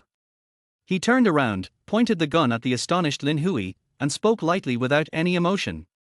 "Now, do you still want to talk?" The whole place was silent. The bartenders were horrified by the scene before them. Lin Hui was a little dazed. He hadn't reacted yet. Everything that had just happened made him feel like he was dreaming. Li Cai swallowed hard. Su Jiang's actions completely shocked him. He could see that it was obviously the first time that Su Jiang had fired a gun, because Su Jiang's hands were still shaking slightly, which obviously had some impact on his psychology. What shocked him was Su Jiang's ruthlessness and decisiveness. Without any hesitation, he dared to shoot, and at this moment he even dared to directly threaten Lin Hui. Li Cai looked at Su Jiang's figure and the aura that shocked the whole audience, and the figure of the family head in Xinjiang in the past emerged in his mind. The same cruelty, the same domineering. He still couldn't believe that such aura could appear in a young boy. An idea suddenly popped up in Li Cai's mind, and he stared at Su Jiang with burning eyes. This kid might be a natural-born gangster. Chapter 14 Madman Su Jiang. Su Jiang stood there expressionlessly, his eyes like the deep lake, calm and undisturbed. The muzzle of the gun in his hand was accurately pointed at Lin Hui, and the hand holding the gun was trembling slightly. The first time he shot someone, he still felt uneasy, but the trembling did not last long and was soon replaced by his inner calm.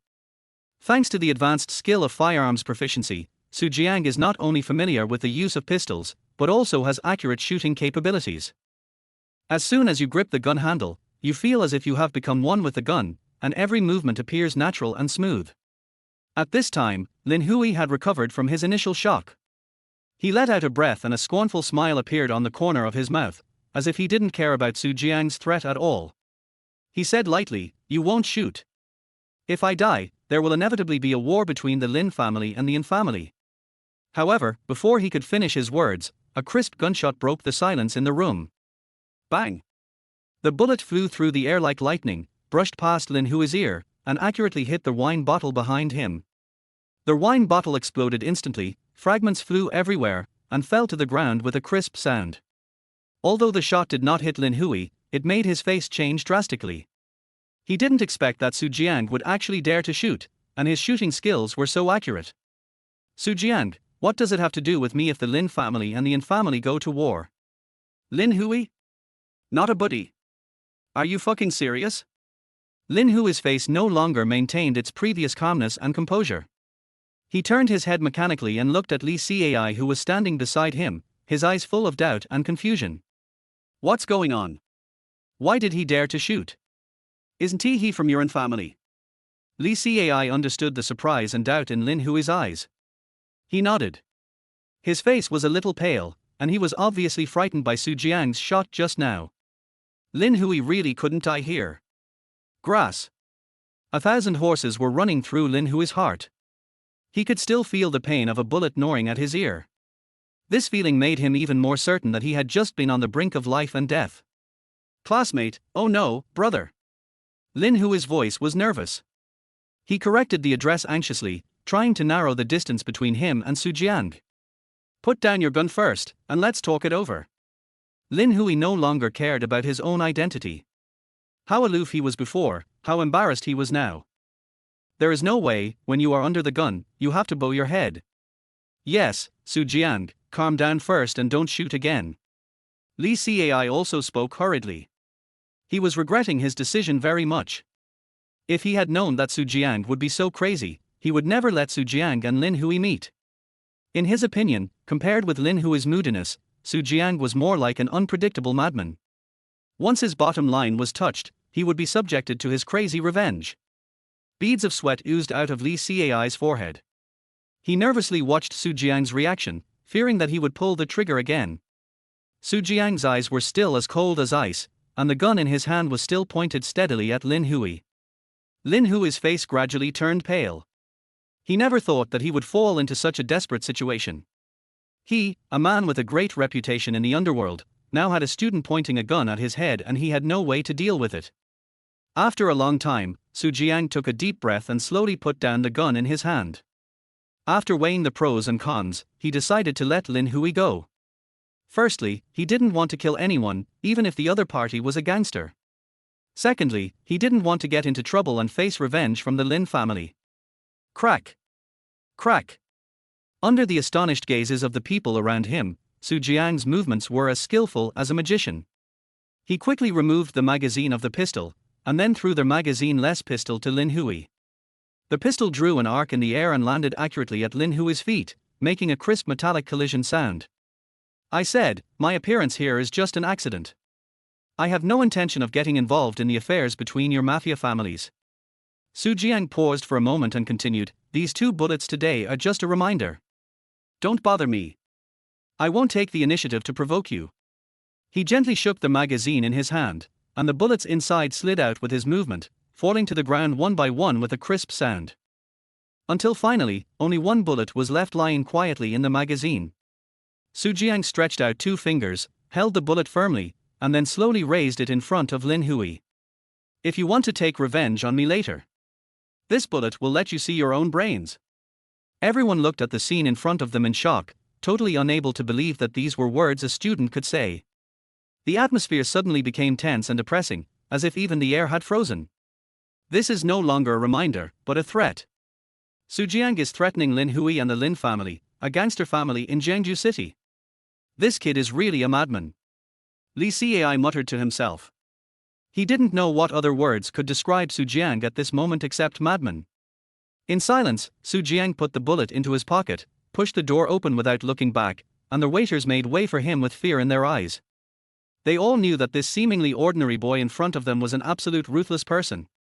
After Su Jiang left, a burst of laughter rang out in the silent bar, like a beast lurking in the darkness. He, har ha ha ha ha ha. Lin Hui's laughter gradually got louder. While laughing, he bent down to pick up the pistol that Su Jiang had just thrown to him. His fingers gently stroked the cold gun body, and a twisted and weird smile appeared on his face. He looked up at Li Cai, who was standing beside him, and said with a hint of joking, Li Cai, that person just now was not from your An family, right? Li Cai hesitated for a moment and said, not really. That's good. He spat out these 3 words through gritted teeth, his eyes revealing incomparable ferocity and madness. He looked at the door of the bar, which was already empty, but Lin Hui's eyes seemed to be able to penetrate time and space, and he saw Su Jiang's departing back. Lin Hui muttered to himself, "Let me see the brain. This is really interesting." After that, he turned his head and looked at Li Cai. "Do you think he will regret not killing me today?" Li Cai remained silent and did not answer. But Lin Hui didn't seem to need his answer. He continued, "I bet he will. He will definitely regret not killing me today." After saying that, Lin Hui walked away. He didn't even bother to look at Scar, who had fainted from the pain on the ground. With a broken wrist and a gunshot wound to the leg, even if Scar could recover, he wouldn't have the same fighting ability as before. The Lin family doesn't need people who have no value. "You guys, take Scar away and clean up this place. We won't be open for business today." While Li Cai was making arrangements, he looked at Lin Hui's receding back and felt a headache. Everything that happened here today must be reported to An Mingjie as soon as possible to see whether or not to protect Su Jiang. In his opinion, everything that Su Jiang showed today was worthy of the An family's full efforts to win him over. Even if they failed, they absolutely could not make him their enemy. Chapter 15, Advanced Skills, Extraordinary Body.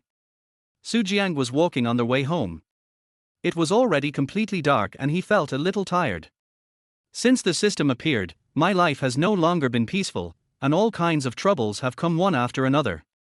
Su Jiang had a vague feeling that no matter how he tried to escape, he couldn't get rid of these troubles. Is it God's will, or am I thinking too much? Ding! Congratulations to the host for completing the task and receiving a random reward. Random rewards are being drawn. The system voice sounded, and Su Jiang was numb. However, as time passed, the system prompt sound did not sound. Su Jiang couldn't help but frown, and a hint of doubt arose in his heart. It's been so long, and the rewards haven't been drawn yet. As if the system heard Su Jiang's muttering in his heart, a prompt sound rang out. Congratulations to the host for winning the special reward blank skill scroll. Blank skill scrolls are extremely rare. After using them, they can provide the host with the skills they need most at the moment. Do you want to use a blank skill scroll? Su Jiang was stunned, and immediately responded in his mind, yes. Successfully used the blank skill scroll. Congratulations to the host for obtaining their high-level skill extraordinary body. In an instant, an unprecedented sense of power surged out from Su Jiang's body. Su Jiang could feel that every cell in his body was full of energy and he walked with great lightness. Although his body muscles did not undergo significant changes, every contraction and relaxation of his muscles contained enormous energy. Snap! He casually punched the air, and it actually created a gust of wind. The current Su Jiang seems to have been reborn. If Li Cai a few hours ago had faced the current Su Jiang, he would have suffered at least a third-degree disability if he was kicked by him. Su Jiang's mood improved. His extraordinary body was exactly the important ability he needed now, which made up for his lack of physical fitness. Coupled with the fighting skills he had already mastered, Su Jiang can now be said to be fearless of any battle with cold weapons. When I got home, it was already 8:30 in the evening. Tomorrow is a rare weekend. Although he doesn't know when An Rou will come to pick him up, he plans to sleep until he wakes up naturally. After taking a hot bath, Su Jiang fell on the bed and was about to fall asleep. Suddenly thinking of something, he got out of bed and walked to the living room, picked up a glass that he rarely used, and gently hung it on the door handle.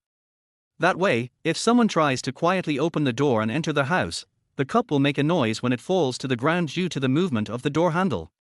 This is to prevent revenge from the Lin family. Although Su Jiang is not sure whether these underworld families have the business of assassinating people in the middle of the night, it is better to take precautions before it happens.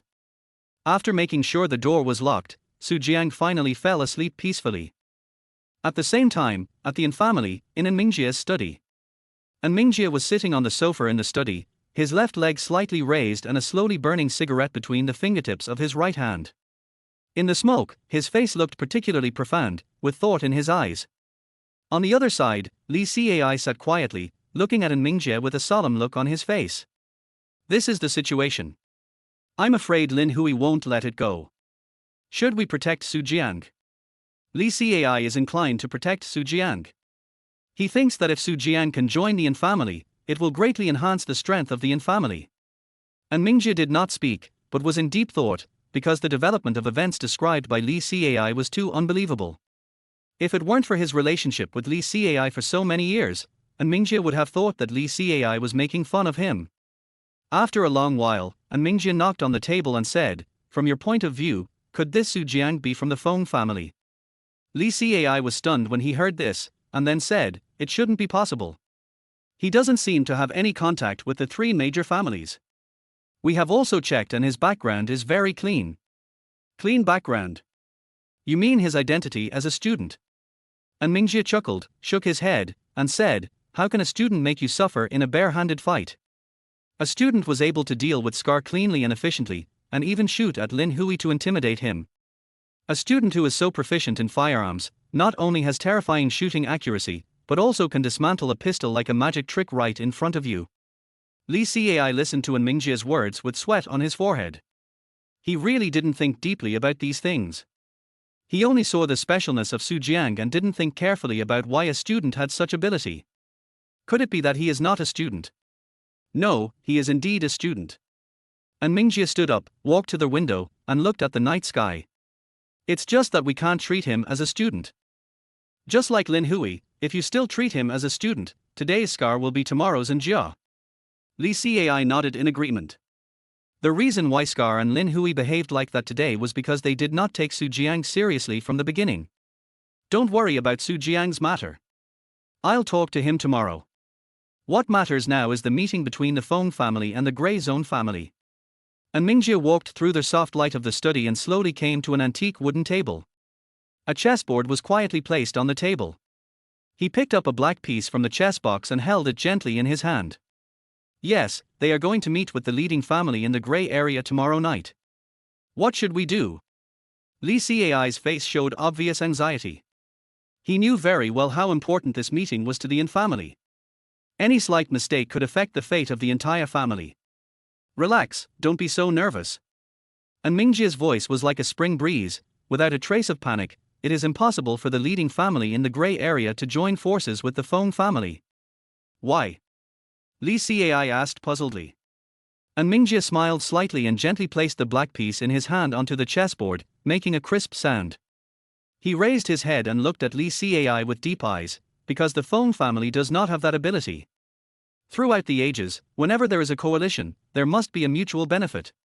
Although the Feng family has certain resources in the short term, in the long run, the decline of the Feng family is inevitable. The younger generation of the three major underworld families in Jiangju City, the An family has me, and Mingjie, the Lin family has Lin Hui, and what about the Feng family? The younger generation of the Feng family has no one who can take on the responsibility. To this day, the old patriarch Feng Qinye is still at the helm. Any leading family in the Grey area with any sense would not invest in such a family that is destined to decline. After hearing An Mingjie's analysis, Li Cai's doubts instantly dissipated, but he was puzzled and asked, "Since the leading family in the Grey area will not join forces with the Feng family, why did they specially arrange a meeting with the Feng family?" "Har har." An Mingjie chuckled, "They don't want to meet the Feng family, but the three major families in Jiangju City. They deliberately spread the news of this meeting to make us and the Lin family uneasy. After we know about it, they will definitely find ways to go to Confronting restaurant. In this way, they can meet the leaders of our three major families at once and achieve their real goal. I guess Lin Hui also saw through this, so he told you the news." Li Cai nodded, suddenly realizing what was going on. He looked at An Mingjie with admiration and felt relieved. Fortunately, the An family has a person like An Mingjie. If there was no An Mingjie, the An family would not have been able to suppress the Lin family over the years. At this moment, An Mingjie paused while fiddling with the chess pieces, as if he had thought of something. He smiled slightly, a gleam of light flashed in his eyes, and he murmured, "It seems that tomorrow is a good opportunity." Chapter 16, Wearing Couple Outfits to Enter the An family. The next day, sunlight shone through the window. Su Jiang slowly opened his eyes, still with a hint of confusion in his eyes. He reached out for his cell phone and saw the time on the screen was 7 o'clock, which was obviously too early for a student. He originally planned to fall asleep again. After all, according to his biological clock, he should still be in deep sleep at this point in time. However, no matter how Su Jiang tossed and turned, he could not fall asleep. This sudden feeling of wakefulness was extremely rare for him, and even seemed a little unreasonable. Logically, he should sleep until at least noon. How can a college student wake up naturally at 7 o'clock in the morning? Could it be a supernatural body? Jiang thought about it, and it seemed that only this possibility could explain his abnormal state at the moment. The advanced skill of super body not only enhances Jiang's physical strength, but also provides a comprehensive physical upgrade. It makes body cells more active and speeds up metabolism, thereby greatly reducing the need for sleep. In other words, a normal person needs to get 8 hours of adequate sleep a day. Jiang only needs 6 hours of sleep, or even less, to stay energetic and clear-headed. TSK, what a crappy skill. It prevents me from experiencing the beauty of sleeping in. After complaining silently, Jiang got up helplessly, washed up, and then walked downstairs to the community to have breakfast. Boss, same as usual, 1 soup dumpling and a bowl of soy milk. Okay, just sit there and wait. The boss responded enthusiastically and started preparing quickly. Jiang found a seat by the window and sat down. After a while, the boss came over with a tray of steaming dumplings. Then he poured a bowl of steaming soy milk for Jiang and placed it on the table. Thank you. Jiang was eating buns while checking his phone. It seemed that Lao Zhang sent a message in the class group last night, but he didn't see it. Entertainment activities. Since when did Jiang University actually have this kind of thing? Jiang took a look, and what Lao Zhang meant was that in order to relieve the academic pressure on freshmen, the school would organize an outing next week. To this end, the school even went so far as to book the largest amusement park in Jiangsu City. Would the school be so kind? Jiang was full of doubts, but then he figured it out. It's probably because the education department put pressure on the school. They are probably trying to select the most beautiful college or university, so they are doing this. But what's interesting is that Lao Zhang said in the group that attending this activity is entirely voluntary. Those who want to go must sign up in the group and sign a letter of responsibility. If anything happens, it has nothing to do with the school. Jiang glanced at the group chat history casually, and the corners of his mouth twitched a few times. No one has signed up. What are these people waiting for? Jiang didn't care about that. It was rare that the school was willing to let him go, so he replied in the group to sign up. Almost the next second after he sent the message, several registration messages appeared in the group chat. Jiang noticed that when Xiang's registration reply followed almost immediately, only a few seconds later than his. These bastards, are they waiting for someone to take action?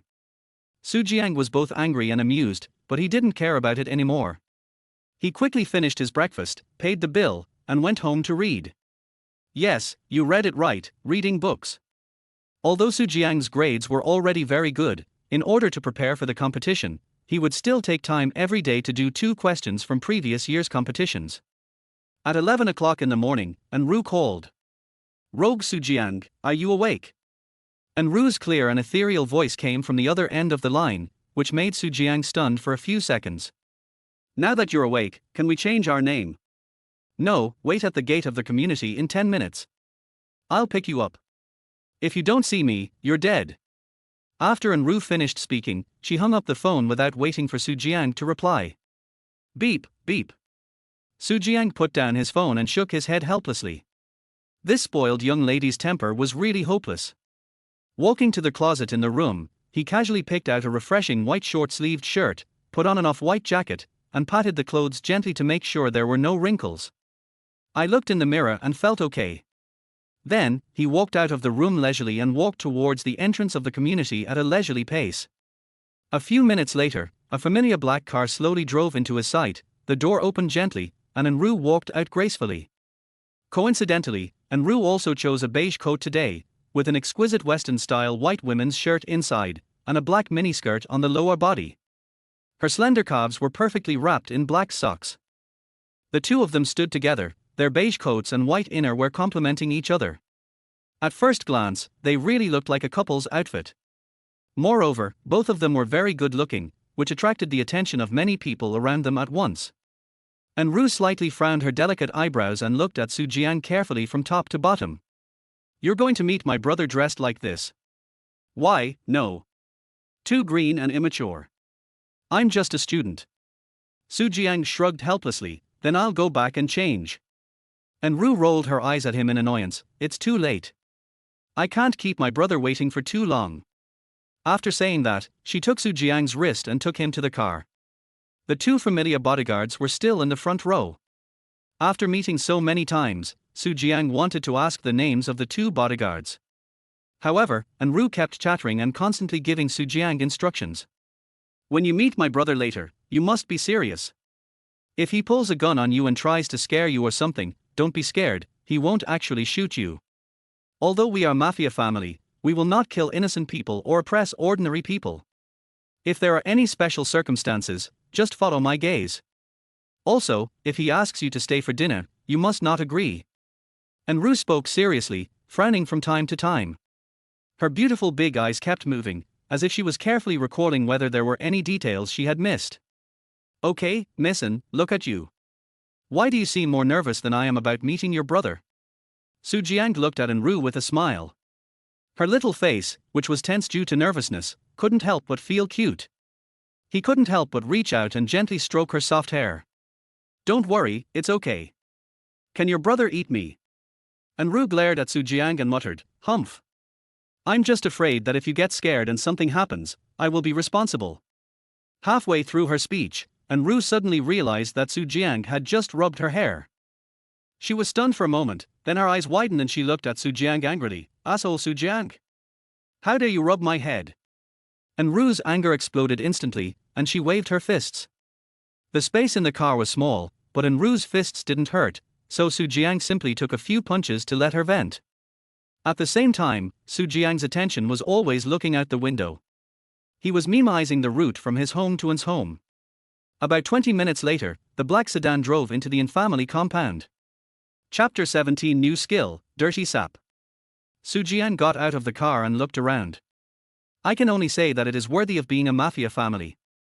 The yard is extremely spacious, with a flower bed and a fountain in the middle. Some members of the An family in black suits are standing around, looking at me with curiosity. Who is that person? He looks quite young, a student. Oh my god, why is Miss An Rou around him? Who is he? Wait, you missed the point, they seem to be wearing matching outfits. What the hell, the little witch An Rou has a boyfriend. The atmosphere among the An family members is completely different from that of other mafia families. There is no rigid hierarchy here, it is more like a harmonious big family, so they speak frankly and openly about their discussions. What's more, An Rou is the darling of the An family. Many members of the An family have watched An Rou grow up, so they are full of curiosity about Su Jiang's identity, and discussions are ongoing. However, these discussions inadvertently drifted into An Rou's ears. She frowned slightly, blinked her bright eyes, and her gaze inadvertently swept over her and Su Jiang's outfits. It seems, it does look a bit like a couple's outfit, and I can't help but feel a ripple in my heart. It's so noisy. An Rou suddenly said in a coquettish voice, her voice clear and with a hint of annoyance, all of you go wash your eyes, how can these be couple outfits? There was a hint of coquettishness in her words, but she couldn't hide the panic in her heart. The An family members smiled when they saw this. They had long been accustomed to An Rou's temper and were often scolded by her. They knew that An Rou was not really angry. Stop talking, Miss An Rou is angry. He, Miss An Rou is not angry at all, I'm afraid she's just shy. I recorded it, brother. I will report your words to Miss An Rou later. You will have a miserable life in the future. Nobody, don't mess with me. Me 200. Grass.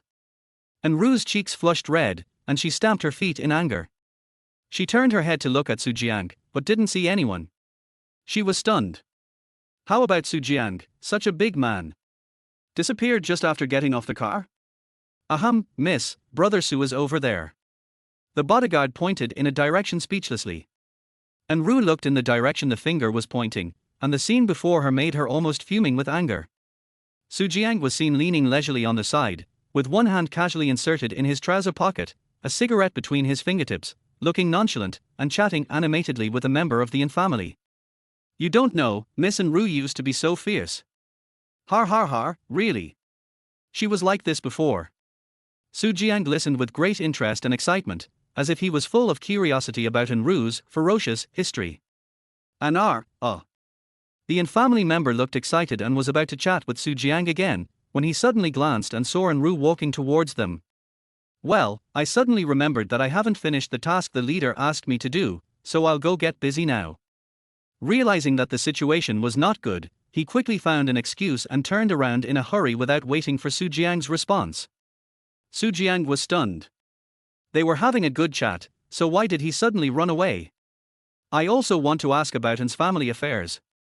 Suddenly, Su Jiang shuddered all over, and suddenly felt a cold chill coming from his back and penetrating into his heart. He turned around suddenly and saw An Rou standing quietly behind him, looking at him with a gentle expression on her face, but that smile was chilling. Oh. I said he was the one who insisted on talking to me, do you believe it? Su Jiang swallowed carefully, trying to defend himself. What do you think?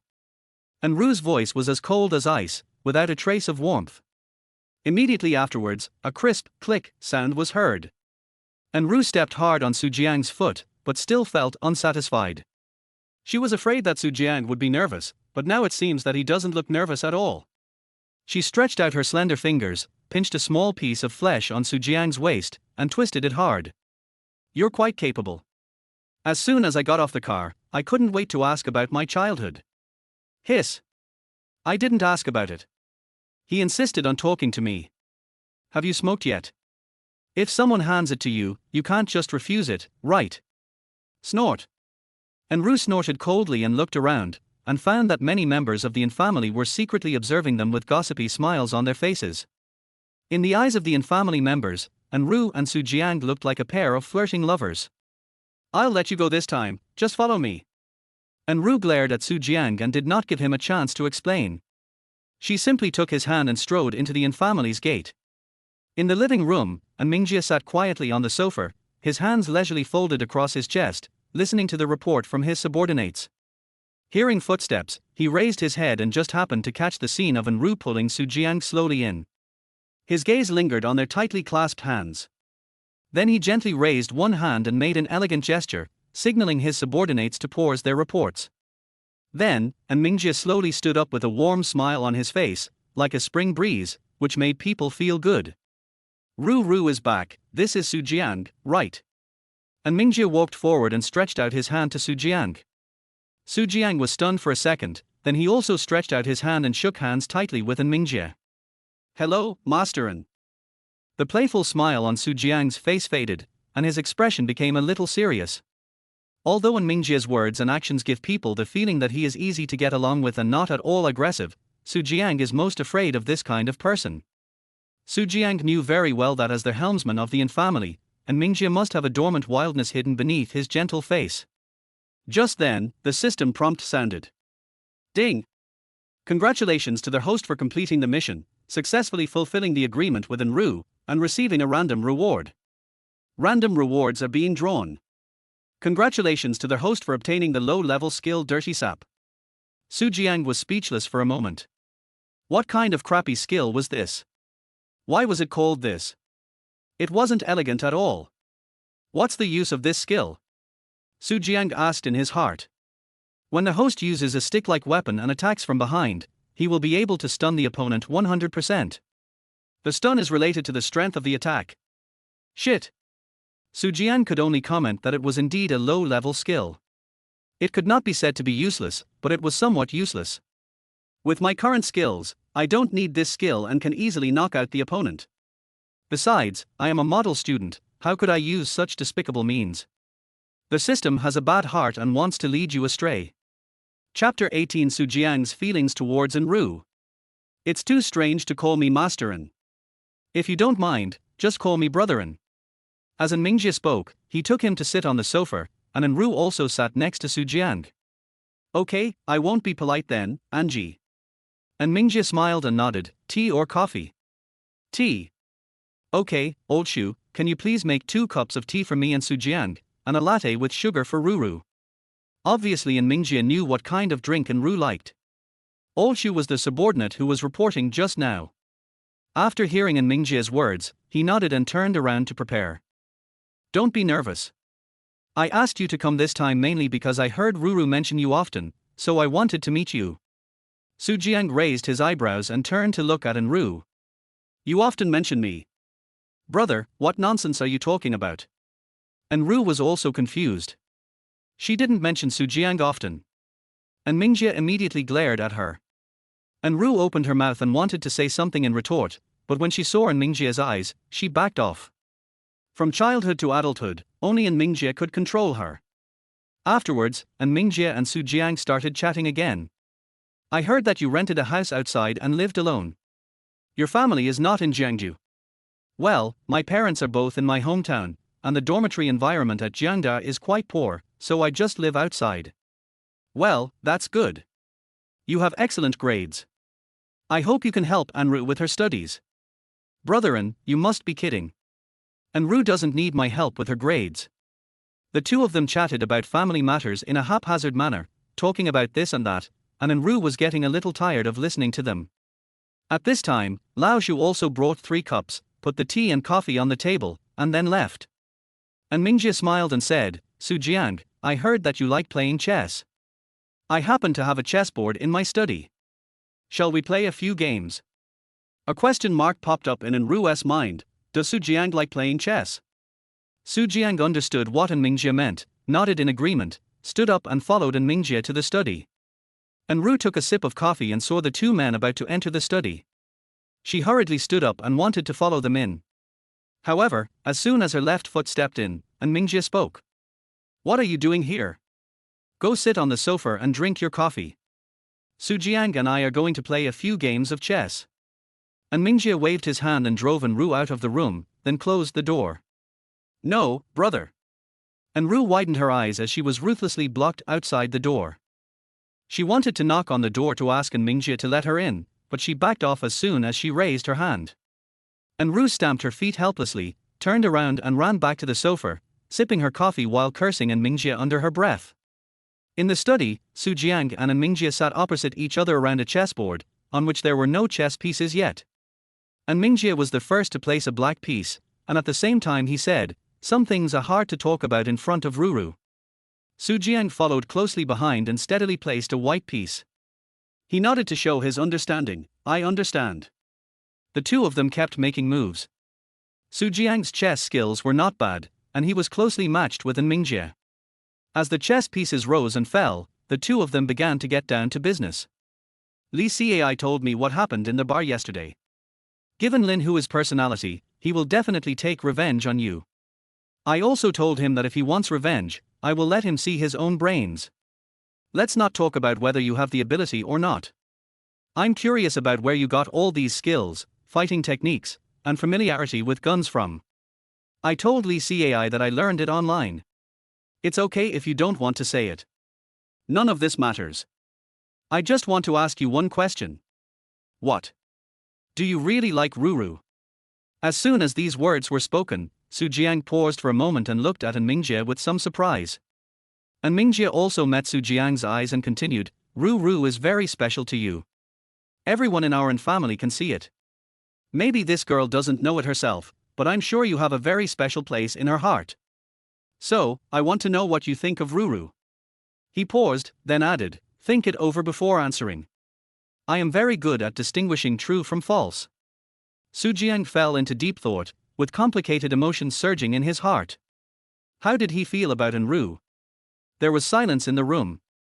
An Mingjie did not urge anyone. He just played with the chess pieces and waited for Su Jiang's answer.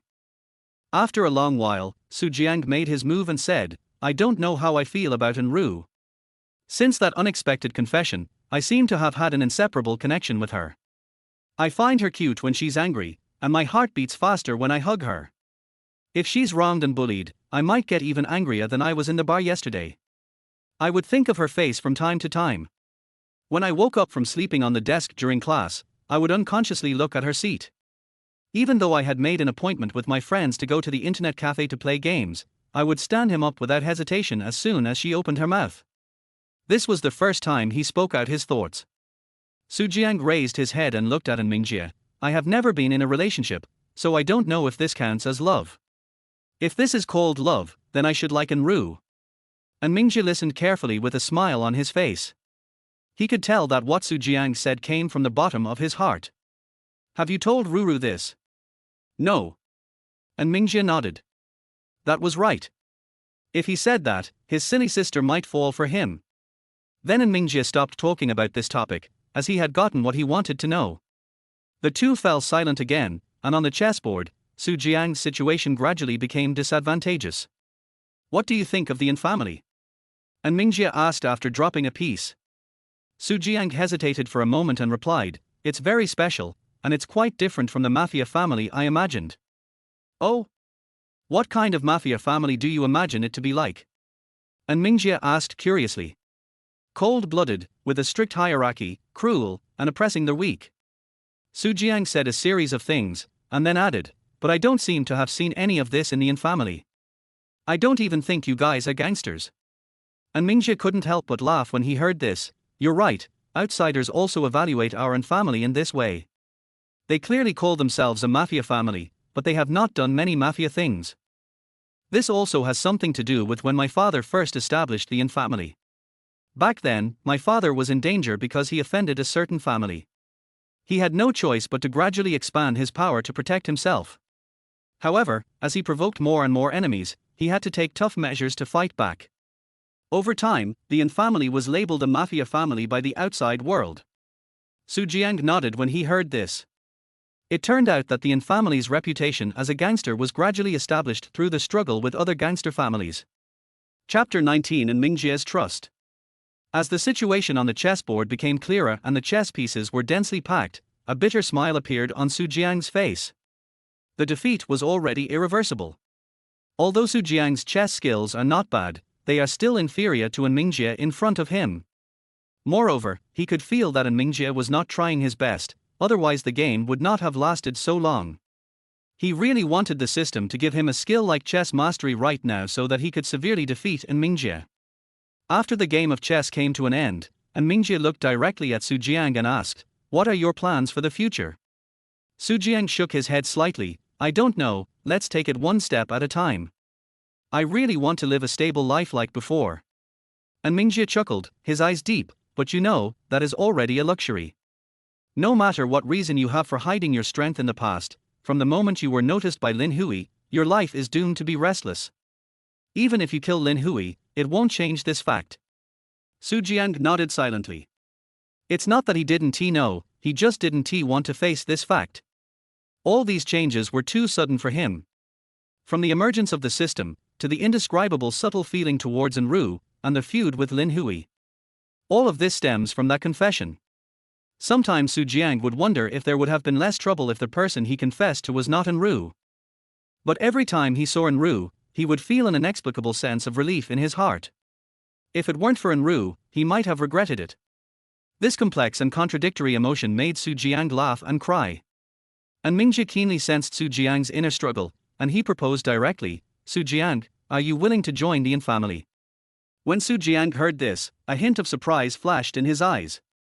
Then, he heard An Mingjie continue, as long as you can promise to treat An Rou wholeheartedly, join my An family. Then I, An Mingjie, can guarantee that no one in Jiangju City will be able to disturb the lives of the two of you. Even those leading families entrenched in the gray area are not allowed. Whoever touches you will die. An Mingjie's eyes flashed with sharp light. He stared at Su Jiang closely, and his tone revealed arrogance and confidence. Su Jiang knew that the person in front of him at this moment was the real An Mingjie, the true king of the An family. He was silent, and An Mingjie waited patiently for his answer. After careful consideration, Su Jiang finally shook his head slowly.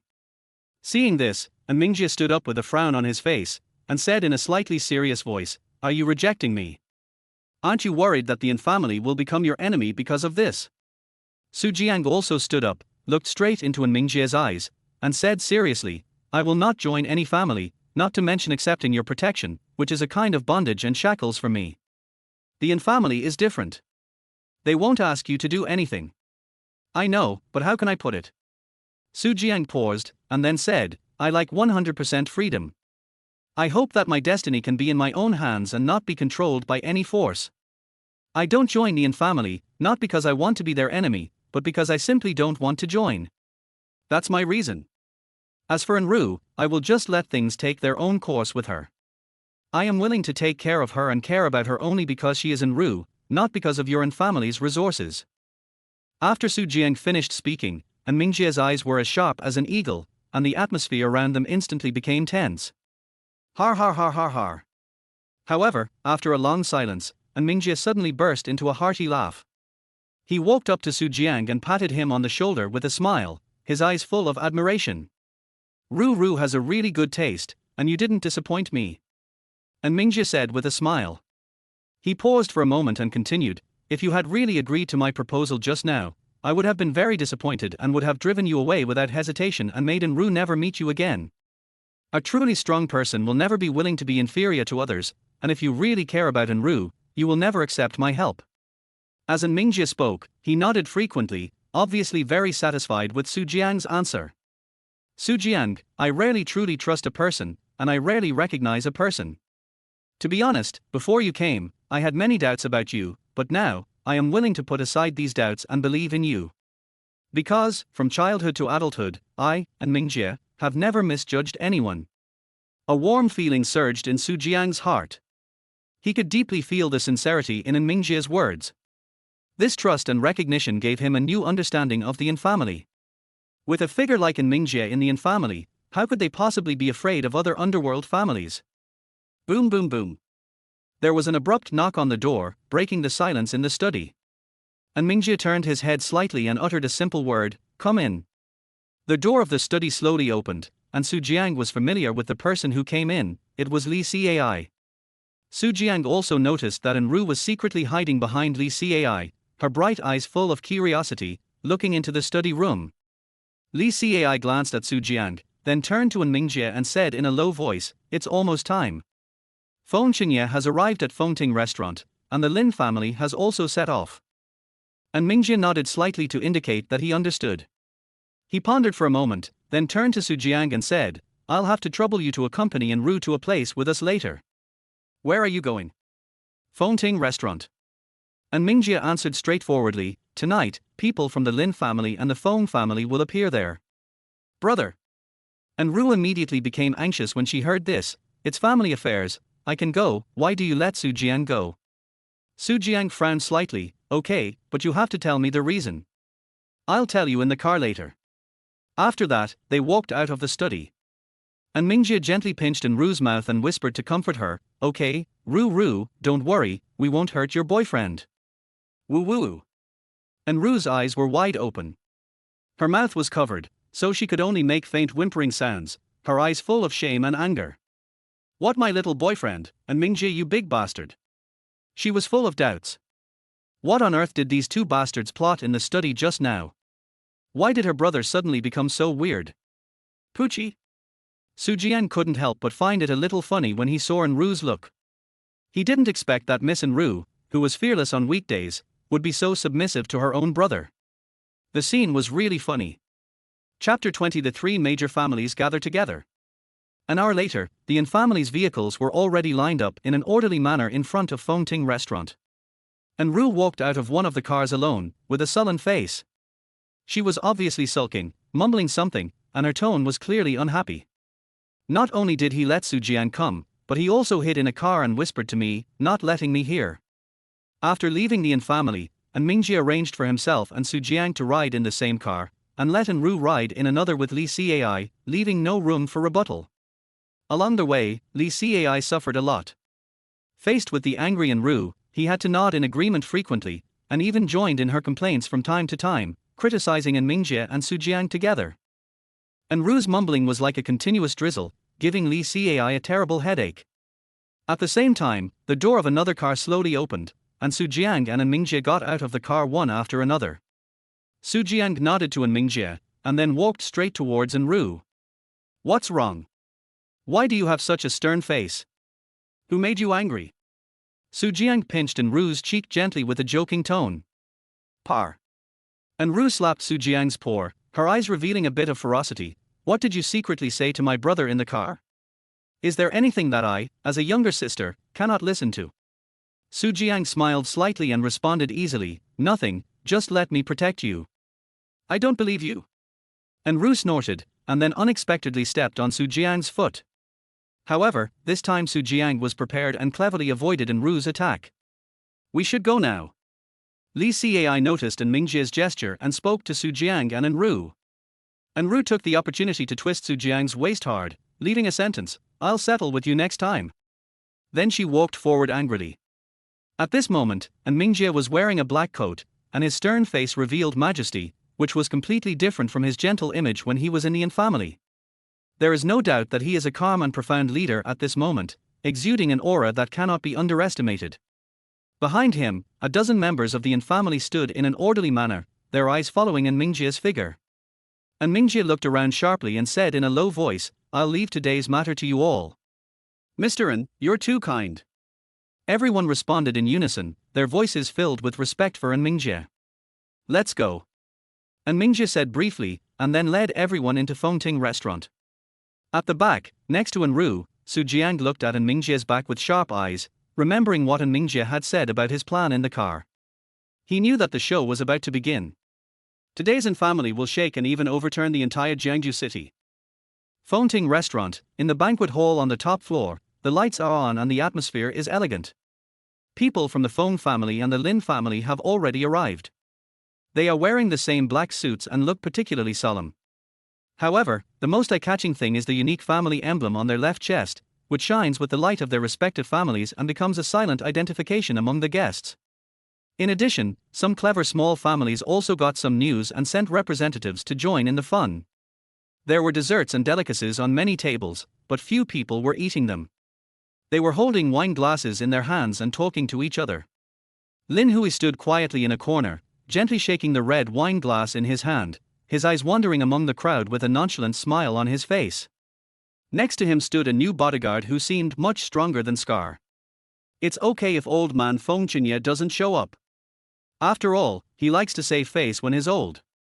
Why isn't that loser Feng Haoshuan here either?" Feng Haoshuan is the son of Feng Qianye, the head of the Feng family, and also the next generation leader of the Feng family. Originally, Feng Haoshuan should be the one at the helm of the Feng family now. But Feng Haoshuan was no match for Lin Hui and An Mingjie and was being controlled by them. Feng Qianye had no choice but to continue to be in charge of the Feng family. "Lin Hui."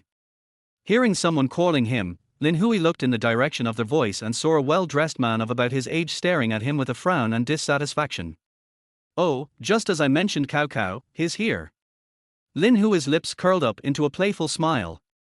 The man was exactly Feng Haoshuan that Lin Hui mentioned. Feng Haoshuan walked up to Lin Hui and said unhappily, "Lin Hui, today is my Feng family's party, what are you doing here, Lin family?" Lin Hui smacked his lips. He had no interest in answering such a stupid question. "Where's your old man? And that grey area family, when will they show up? I'm anxiously waiting." Lin Hui asked directly that the main purpose of his visit today was to see what the legendary grey area family was doing in Jiangju city.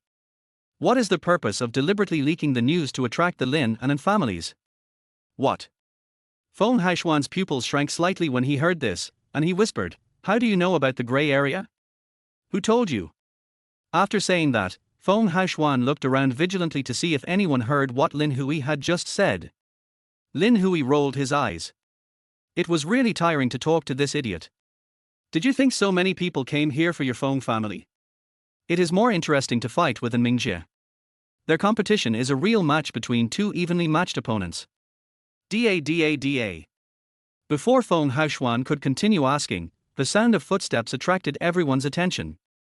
An Mingjie and his family walked into the banquet hall calmly. "Wow, the An family is here too. All three major families in Jiangju city are here tonight," someone whispered. "This meeting today may change the family structure in Jiangju city. No matter how the three major families fight, it has nothing to do with our small families. We can just watch the show." When Lin Hui saw An Mingjie appear in the banquet room, a smug smile immediately appeared on his face. A while ago, he successfully set a trap for An Mingjie, causing An Mingjie to suffer a great loss. Now is a good opportunity to mock him in person. Just as he was about to go up and say hello, a familiar figure came into his sight. Lin Hui was stunned in an instant. How could it be him? Didn't Li Cai say that he is not from the An family? Lin Hui muttered to himself, staring at Su Jiang who walked in last. His palm unconsciously stroked his cheek, as if the stinging feeling brought by Su Jiang's bullet yesterday was still clear. The new bodyguard beside him noticed Lin Hui's abnormality and asked curiously, "Chief, who are you talking about?" Lin Hui raised his head towards Su Jiang and said, "That boy in off-white clothes is him. He was shot in the back yesterday and his scar was gone." "What?" The new bodyguard looked at him in shock.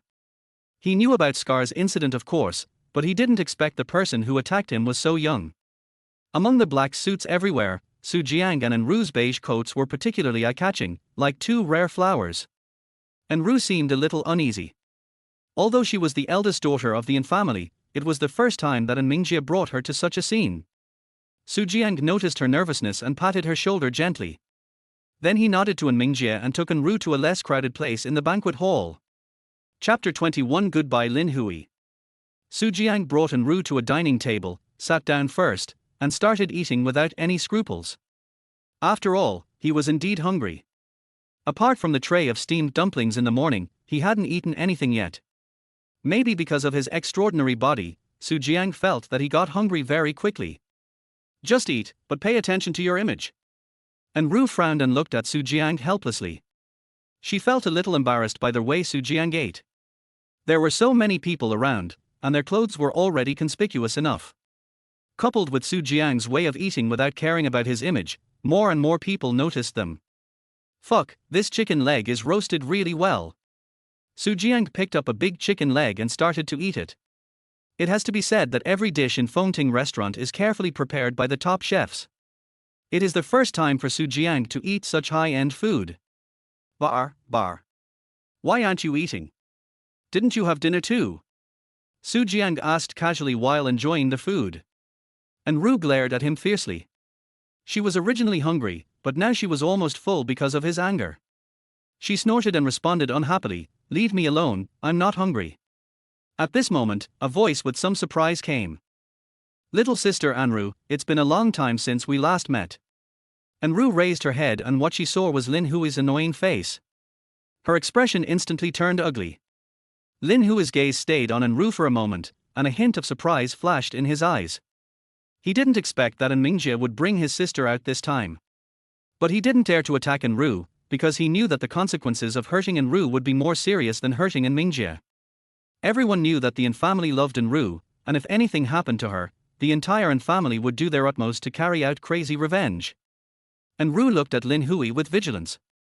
He had met Lin Hui several times and knew that this annoying guy was his brother's mortal enemy. Lin Hui didn't care about An Rou's glare. He smiled casually and turned his gaze to Su Jiang, pretending not to know him, and asked curiously, "This little brother, I'm a little unfamiliar. Sister An Rou, could you introduce her to me?" In fact, the first thing Lin Hui did when he returned yesterday was to get Su Jiang's information. However, what confused him was that the information did not mention any connection between Su Jiang and the An family. No matter how you looked at it, he was just an ordinary student. He thought that it was true, as Li Cai said, that Su Jiang was not a member of the An family, but now it seems that is not the case. Lin Hui looked between An Rou and Su Jiang. He felt that the relationship between the two seemed unusual. If Su Jiang is really a member of the An family, then he will have to reformulate a series of plans for the An family, taking the uncertain factor of Su Jiang into consideration.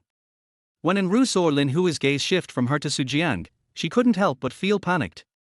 She was well aware of Lin Hui's cunning and insidiousness, and was worried that Su Jiang would be implicated, so she hurriedly grabbed Su Jiang's hand, wanting to take him away from this annoying guy as quickly as possible.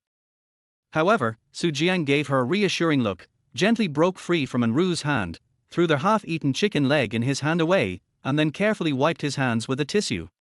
"Mr. Lin is really a forgetful person," Su Jiang said with a smile. His tone was a bit teasing. "Didn't we just meet in the bar yesterday?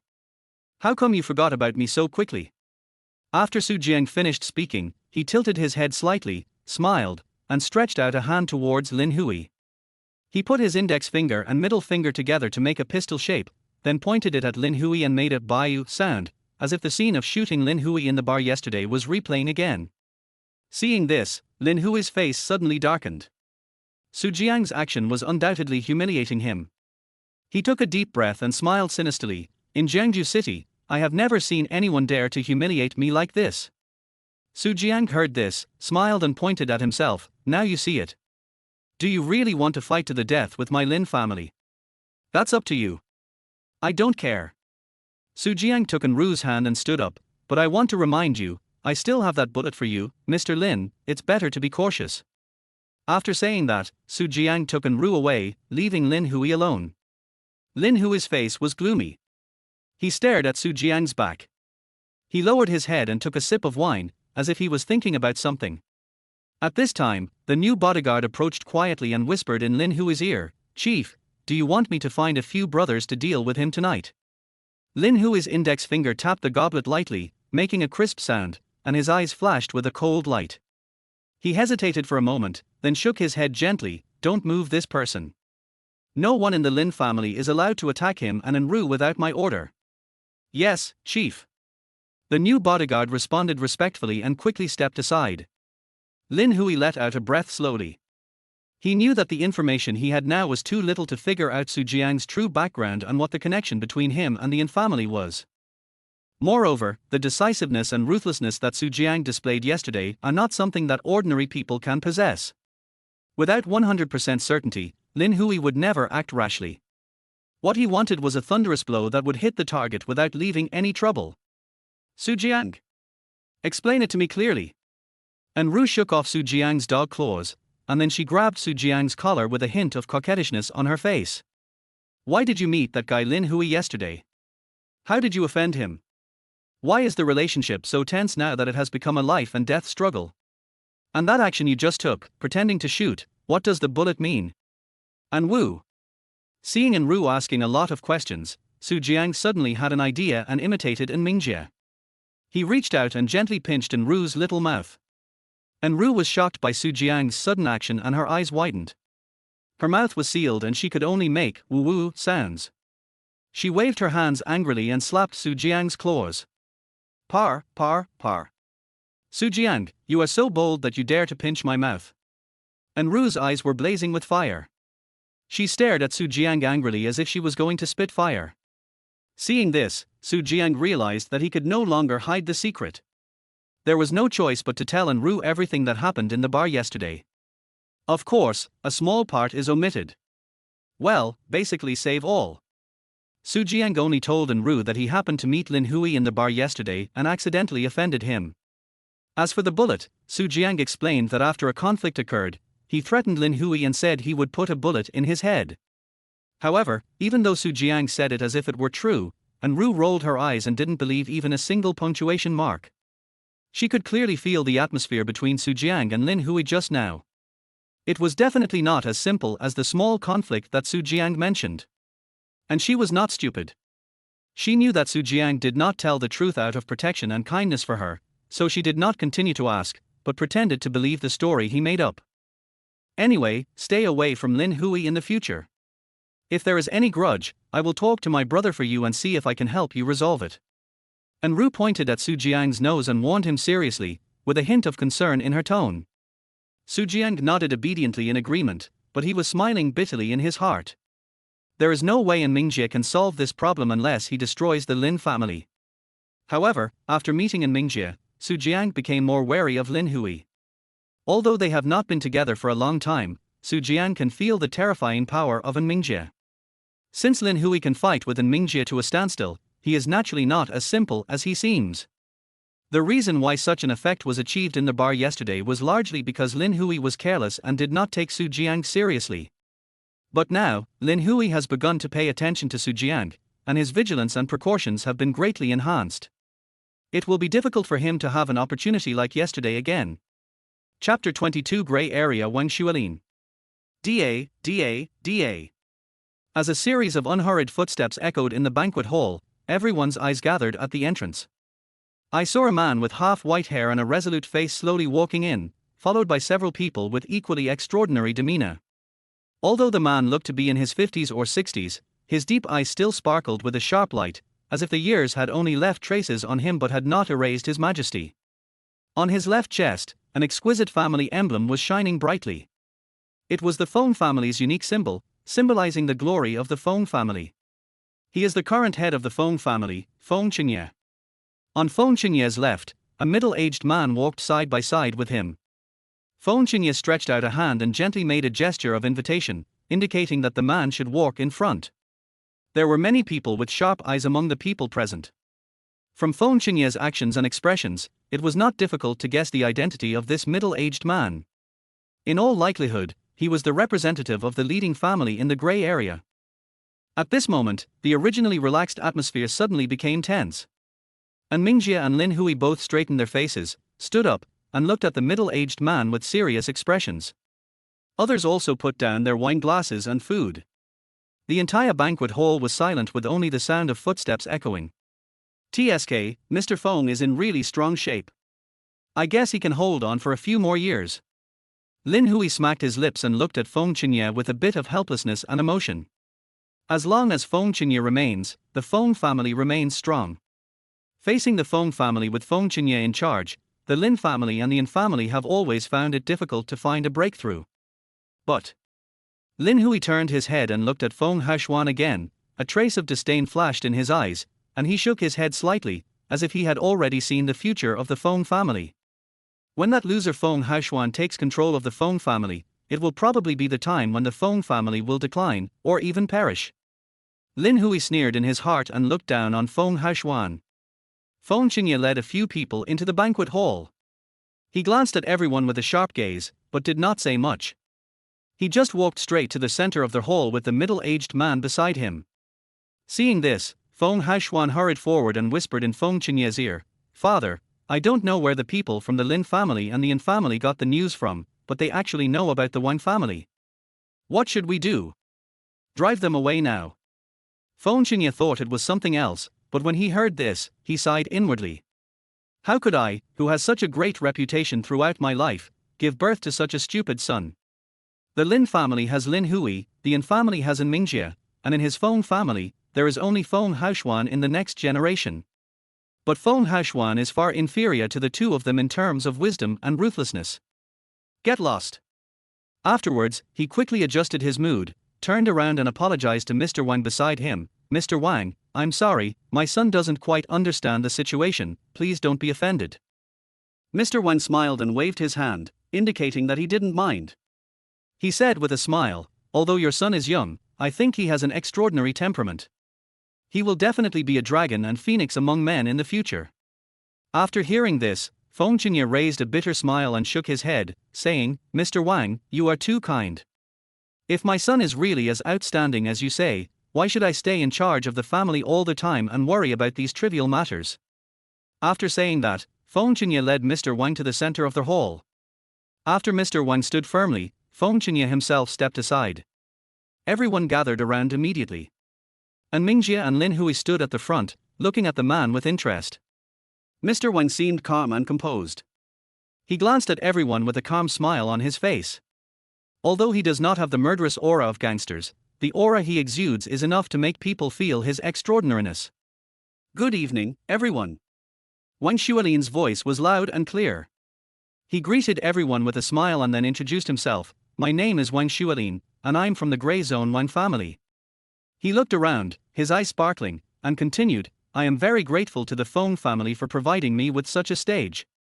At the same time, I would like to apologize to the two leaders of the Lin family and the An family. I have no choice but to invite you here in this way.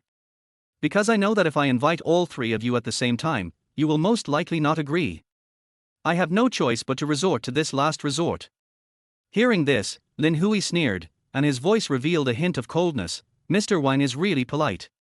The invitation from the gray area is a rare honor for us. How can we refuse it?" He paused and looked at Wang Shualin. "I just don't know what is Mr. Wang's purpose in planning this meeting with such fanfare." Wang Shualin smiled faintly, turned his gaze to Lin Hui, and a hint of admiration flashed in his eyes. He knew that this gloomy man was the head of the Lin family. Before coming to Jiangju, he had conducted a detailed investigation of all the large and small families in the city, and even knew which families had tense relations. Wang Shualin paused for a moment, then said solemnly, "Since the Lin family asked this, I won't beat around the bush and get straight to the point." He took a deep breath and said slowly, "Our Wang family has deep roots in the gray area, but due to some unforeseen changes, our family now plans to move to Jiangju City." These words caused an uproar in the audience. Everyone's brows furrowed at the same time. The leading family in the gray area actually wanted to move into Jiangju City? This was no small matter. Even though they were the local tyrants in Jiangju, there was no doubt that the Wang family was definitely a swift and powerful dragon that had crossed the river. The family power structure in Jiangju city was originally relatively stable, but the joining of the Wang family will undoubtedly break this balance. The Wang family's strength and influence in the gray area are unmatched by any other family in Jiangju. And Mingjie and Lin Hui's faces were slightly moved, but they were not too surprised. Obviously, this was within their expectations. And Mingjie stepped forward, looked directly at Wang Shuilin and asked, "Mr. Wang, the situation in Jiangju city is complicated. If your Wang family comes here, it will definitely attract the attention and solicitation of many forces. I want to know, how will the Wang family respond to these solicitations from various parties?" This question is very important to An Mingjie. Wang Shuilin seemed to have expected such a question. He looked calm and answered without hesitation, "You can rest assured about this. Our Wang family is completely independent and will never get involved in your disputes." He paused, looked at everyone present, and continued, "Of course, this includes the Feng family. Although old Feng and I have a history, I know the rules of your underworld families. Once you support a family, you are bound to that family and there is no turning back. I can assure you here that as long as no one in Jiangju city offends my Wang family, we will never cause any trouble for you." After receiving Wang Shuilin's firm reply, many people felt relieved and exchanged relieved glances. And Mingjie smiled and said, "Mr. Wang, since you have expressed a neutral position on behalf of the Wang family, our An family would like to ask you for a favor. Of course, this is not a difficult task. It is just a piece of cake for you." Wang Shuilin nodded slightly, "Thank you, and family leader. If you need anything, please feel free to ask." "Thank you." After hearing Wang Shuilin's answer, An Mingjie's face became serious and he looked even more solemn. He strode forward and shouted in a loud voice, "An family, step out." Following his loud shout, the An family members who were originally standing around immediately responded. More than a dozen An family members wearing An family badges stepped forward in an orderly manner and quickly stood in a row behind An Mingjie. Their faces were serious. Faced with this sudden change, everyone was shocked and at a loss as to what to do. Even Wang Shuilin felt a little confused. There was a tense atmosphere in the air, as if a storm was about to come. Jiang stood in a corner with An Rou, his eyes fixed on An Mingjie. Seeing this scene and recalling what An Mingjie said in the car, he knew that An Mingjie was about to start. An Rou nervously grasped Jiang's hand unconsciously, her eyes full of worry and confusion. Lin Hui frowned, his eyes rolled, as if he had thought of something, and looked at An Mingjie in shock. Could it be that An Mingjie wants to?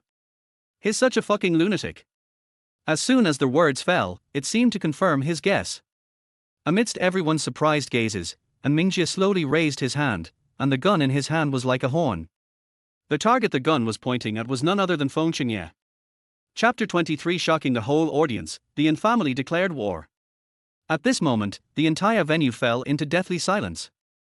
Everyone's heartbeat seemed to stop. They couldn't believe their eyes, and couldn't believe that An Mingjie would do such a crazy thing. Feng Qingye's astonished expression froze on his face. He had never thought that An Mingjie would pull a gun on him. This was the bottom line that could not be crossed between underworld families. Once An Mingjie really shot him, the An family would be in an irretrievable situation. Unless. Feng Qingye seemed to have thought of something, with fear and uneasiness flashing in his eyes. An Mingjie, how dare he? At this moment, not only An Mingjie, but also the An family members behind him raised their pistols in unison. Without exception, the muzzle of each gun was pointed at Feng Qingye. The cold metallic luster seemed particularly dazzling under the light. Feng Haoshuan witnessed all this, and an indescribable fear surged in his heart. He roared, "An Mingjie, what the hell do you want to do? Are you crazy?" The Feng family members quickly came to their senses after a brief shock and were about to take action, but it was too late. An unfathomable smile quietly appeared at the corner of An Mingjie's mouth. Under countless pairs of eyes staring at him, he slowly began to pull the trigger. Time seemed to stop at this moment. The originally noisy venue suddenly became silent. Everyone, including Wang Shuilin, held their breath. Crack! A crisp and subtle sound echoed in the banquet room. Everyone's heart suddenly tightened at this moment, and the imagined scene did not appear. Because An Mingjie's pistol did not fire any bullet. Then, an even more shocking scene occurred. And Mingjie and the dozen or so family members behind him slowly pointed their pistols at their hearts in front of everyone's astonished gazes. This sudden action left everyone present confused. He pointed the empty gun at his heart and, in total silence, pulled the trigger once more. Click! There was another light sound, and just like before, no bullet was fired, but the heavy atmosphere made people breathless. Then, An Mingjie raised his head, his eyes full of teasing, and looked at the terrified Feng Qinye with a smile on his face. At this moment, he seemed to have become the king who controlled the overall situation. Wang Shuolin's pupils shrank slightly, his eyes were as sharp as an eagle's, and he carefully looked at An Mingjie who was standing opposite him. He couldn't help but recall the evaluation of the leader of the An family in the detailed information of the Wang family. He had not really taken those 8 words to heart before, but now they came to his mind at this moment. An Mingjie, the leader of the An family, a man of unparalleled wisdom and courage, a genius in Jiangju. For a moment, the entire banquet hall was silent. Even Feng Haoshuan understood what had happened. What An Mingjie did was an ancient ritual in the Underworld family, which required the witness of a representative of the leading family. Everyone present knew the meaning of the ceremony, a declaration of war. All-out war, fight to the death. An Mingjie stared at Feng Qinye closely, a mocking smile appeared on the corner of his mouth, and he slowly said, "Master Feng, you should know what this means, right?" Feng Qinye's face was extremely ugly at the moment, and he gritted his teeth and said, "An Mingjie, you are really crazy, and An Xingqiang is also crazy. He actually allowed you to do this. Do you know what this means?" "Of course I know, so I specifically asked Mr. Wang to help me with this." After saying that, An Mingjie turned to Wang Shuolin and said, "I also ask Mr. Wang to be a witness to this declaration of war as the Dragon Head family. From today on, there will be no possibility of reconciliation between the An family and the Feng family. This fight will not end until one dies. Within a month, no matter what the cost, one side will be destroyed." An Mingjie's voice was full of determination and ruthlessness, which made everyone present shudder. Wang Shuolin also put away his previous smile at this moment, and stared at An Mingjie seriously. He understood that he had been plotted against by the leader of the An family.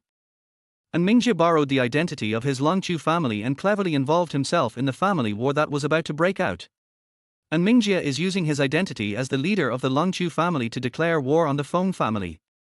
Regardless of whether An Mingjie acted on impulse or had planned it in advance, Wang Shuolin decided to take the leader of the An family seriously again.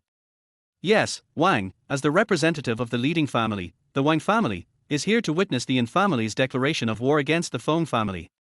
Wang Shuolin did not hesitate and agreed decisively.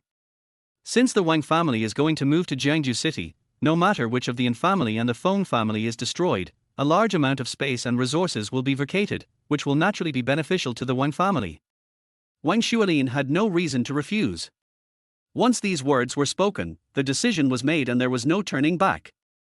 The members of the small families around them swallowed their saliva, realizing that this war would bring unprecedented changes.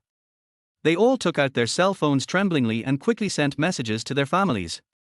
The An family and the Feng family are at war. This news spread throughout the entire Jiangju city in an instant, and the leaders of various families were all in an uproar. Lin Hui let out a long breath, his eyes full of surprise and doubt, and looked at An Mingjie in disbelief. What a lunatic! He never thought that An Mingjie would be so cruel and openly declare war on the Feng family. How dare he? Brother! Looking at her brother's back, An Rou's face was full of worry. Jiang put his hand on her shoulder and comforted her gently. He recalled in his mind what An Mingjie had said to him in the car a few hours ago, and those words seemed to still echo in his ears. "I will declare war on the Feng family in the restaurant later. Once the war starts, both families will do whatever it takes until one side is completely destroyed, leaving no room for maneuver. So in the next month, I hope you can protect Ruru. Although I have made careful plans, accidents are bound to happen. Jiang, you are my trump card." Jiang actually didn't want to get involved in this dispute. However, facing An Mingjie's request and trust, he chose to agree. Because of An Mingjie's trust in himself and his attitude towards himself. "You treat me as a national hero, and I will repay you as a national hero," Jiang muttered to himself. An Mingjie's actions were beyond Feng Qinye's expectations. He totally could not understand why An Mingjie chose to declare war on him at this time. The struggle between the two families has always been undercurrent, and such a blatant challenge was really beyond his expectations. The An family and the Fong family fought each other and both suffered losses, allowing the Lin family to benefit. Impossible, and Mingjie would not let Lin Hui get such a big benefit. Feng Qianye frowned, he really couldn't understand. Mr. Feng, I can tell you one more thing. After An Mingjie said this, he suddenly stretched out his finger and pointed at An Rou from a distance. If you want to defeat me, you can only attack my sister. She is my only weakness. His words were extremely cold. If you can capture my sister, your Feng family will win. Otherwise, I am 100% sure that I will destroy your Feng family within half a month. Everyone followed the direction of An Mingjie's finger, and countless eyes focused on An Rou. An Rou was a little nervous. She held Su Jiang's hand tightly and tried her best to look calm. Feng Qianye looked at An Rou for a while, then glanced at Su Jiang casually without taking it to heart. He even sneered at An Mingjie's words. Over the years, he and Lin Hui both knew that it was best not to believe a single punctuation mark in what An Mingjie said. Otherwise, it will be a trap from which there is no escape. If they really attack An Rou, they will probably fall into An Mingjie's trap, leaving the Feng family with no room to fight back. That's all I have to say. We won't bother you anymore. Let's get ready. After An Mingjie finished speaking, he nodded slightly to Wang Xuelin, then turned around and led the An family members to slowly leave. Su Jiang and An Rou followed behind. Before leaving, Su Jiang glanced at everyone and remembered all the key figures present. At today's banquet, except Lin Hui, no one took Su Jiang seriously, and only regarded him as an insignificant little figure in the An family. And this is exactly the effect An Mingjie wants. In the upcoming family dispute, Su Jiang will be the most important card in his hand. Chapter 24: An Unexpected Back Hug. Ho, it's finally over. Li Cai followed An Mingjie out of the restaurant, lit a cigarette, and let out a sigh of relief. God knows how nervous he was. When he learned that An Mingjie was planning to declare war on the Feng family, he almost thought that An Mingjie was crazy. After planning step by step until today, it has finally begun. Feng Qianye probably never dreamed that we have secretly figured out all the strongholds of his Feng family and have even quietly captured a few. When the critical moment comes, we will be able to give him an unexpected surprise. Li Cai smiled and whispered in An Mingjie's ear. This matter is extremely confidential. Apart from the two of them, only a few core members of the An family know the inside story. It was to give Feng Qianye a fatal blow at the last moment. Brother, are you sure? An Rou approached cautiously, worry written all over her face. An Mingjie turned around and gently pinched An Rou's pink face. Don't worry, when have I ever done anything that I wasn't sure of? Then what do I need to do? An Rou hoped that she could be a helper to her brother instead of a burden. You just said that I am your weak spot.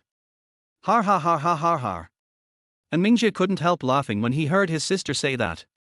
Don't worry, Ruru, live the same way you lived before. An Mingjie's eyes were filled with confidence, let alone the Feng family. I'm afraid even Lin Hui wouldn't dare to touch a hair on your head now. He knew that Lin Hui and Feng Qianye were both very wary of his resourcefulness, so he simply took advantage of this to play an empty city plan. Aren't you trying to start with my sister so that I wouldn't dare to act? Okay, then I won't hide anything and will just push my sister out in front of you. Do you dare to do it? And Mingjie was sure that they didn't dare. Because they can't afford the gamble. Once Feng Qianye and Lin Hui fell into the trap, with An Mingjie's methods, they would most likely lose everything because of An Rou's wrong move. So they dare not touch it or gamble. Even though they knew An Mingjie might be bluffing, they didn't dare to do so.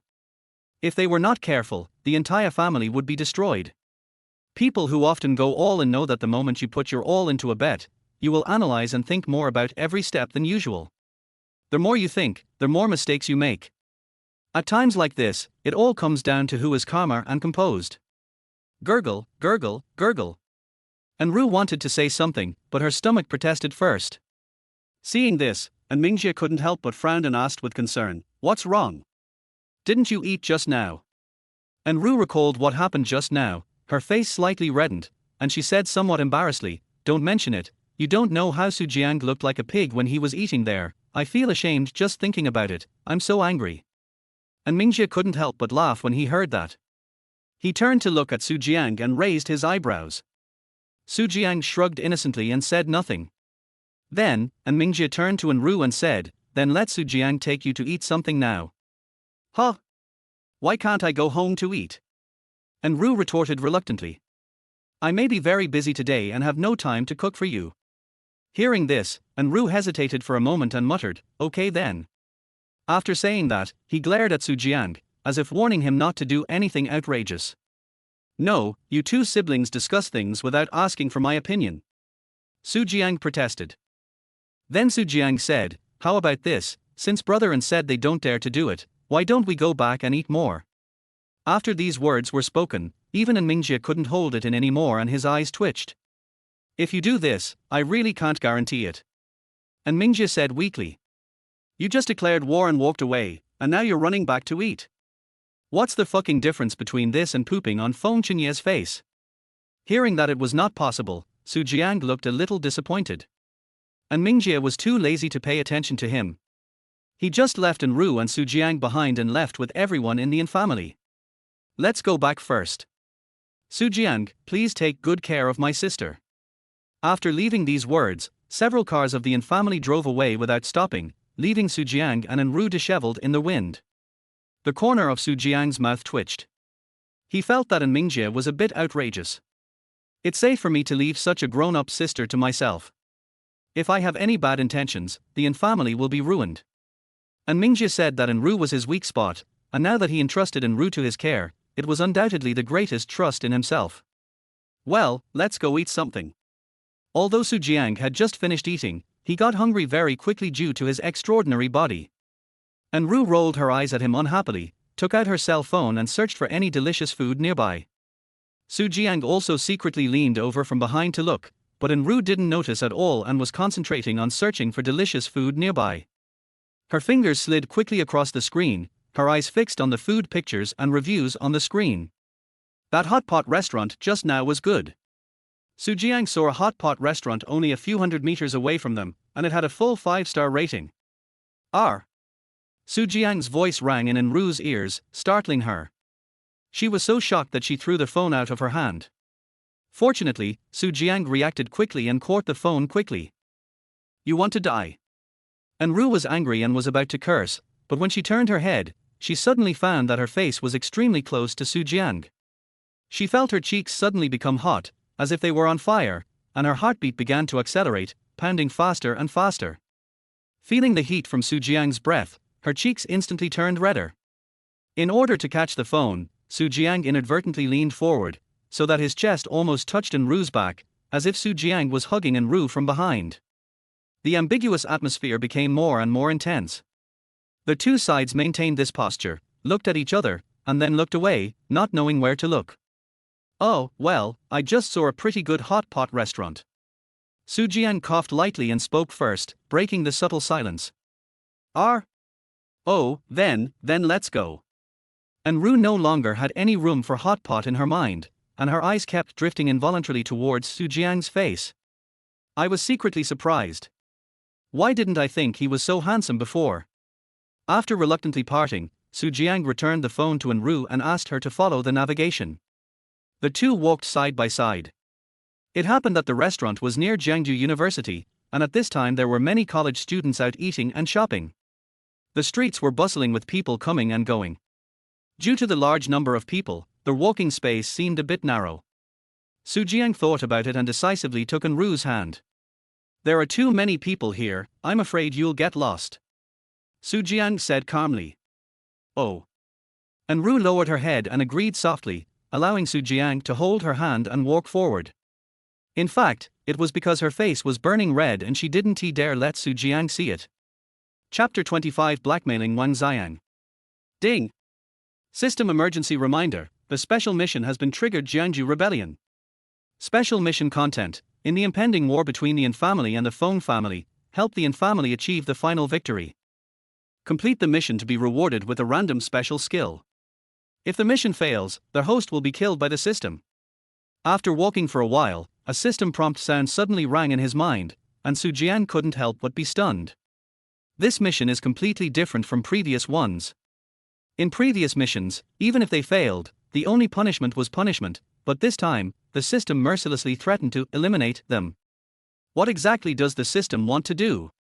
It always gives him some inexplicable tasks. This feeling makes Su Jiang very unhappy. I always feel like there is someone outside the world watching my life, and when he is in the mood he assigns me tasks and lets me go in the direction he wants. Why did you stop? An Rou's voice interrupted Su Jiang's thoughts. Her heartbeat had gradually calmed down. She saw Su Jiang suddenly stop and a look of confusion appeared on her face. Seeing that Su Jiang looked unhappy, she couldn't help but ask worriedly, "What's wrong? Did something happen?" Su Jiang took a deep breath, tried to calm his inner fluctuations, smiled and said easily, "Nothing, maybe I ate too much just now and my stomach feels a little uncomfortable." "You'll definitely get a stomachache if you eat like that."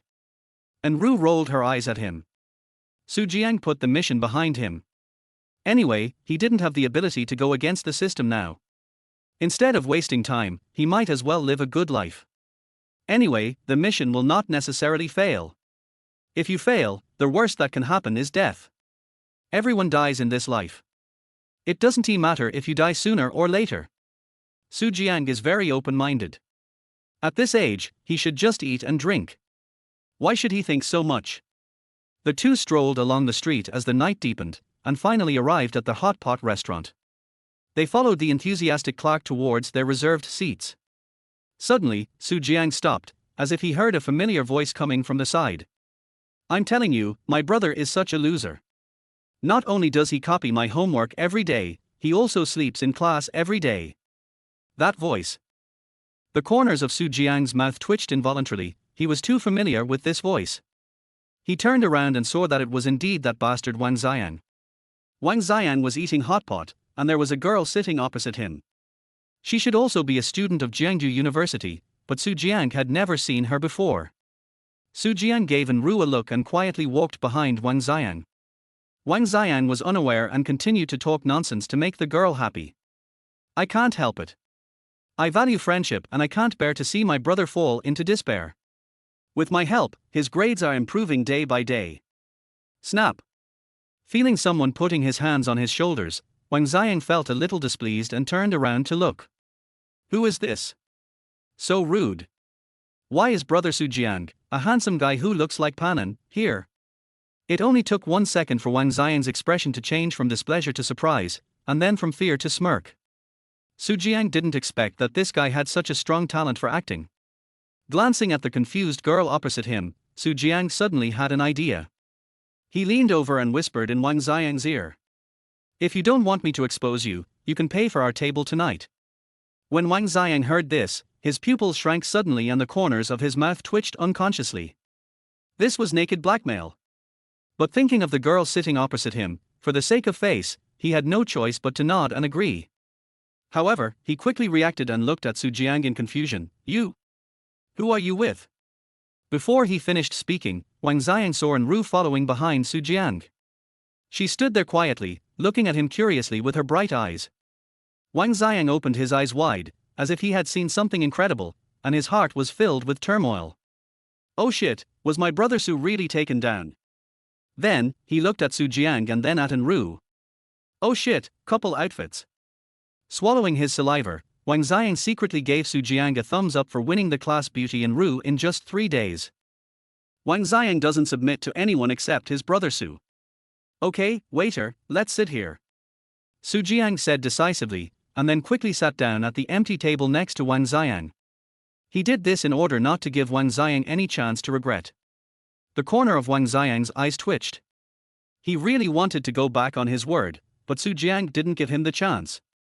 "Old Su, let me introduce him to you." Wang Xiang adjusted his mood and said to Su Jiang with a smile. "This is Jiang, a sophomore in the foreign languages department. Even though she's a senior, she's the same age as us and she's my good friend." Wang Xiang originally wanted to say girlfriend, but since the other party hadn't agreed to his pursuit yet, it wasn't a good idea to say that. "Jiang, this is my good friend and brother. His name is Su Jiang, and I call him Lao Su." Wang Xiang turned to Jiang and introduced, "The one next to him is his girlfriend An Rou, who is also a classmate of ours." Jiang was a very well-behaved and quiet girl. When she heard Wang Xiang introduce herself, she quickly stood up, bowed slightly to Su Jiang and An Rou, and said softly, "Hello, I'm Jiang, nice to meet you." When An Rou heard Wang Xiang mistakenly introduce her as Su Jiang's girlfriend, her cheeks suddenly turned red with shame, and an inexplicable sense of shame and anger surged in her heart. She was about to open her mouth to clarify, but Su Jiang quickly interrupted her and explained, "Well, we are not boyfriend and girlfriend yet." Wang Xiang was stunned. Not a buddy.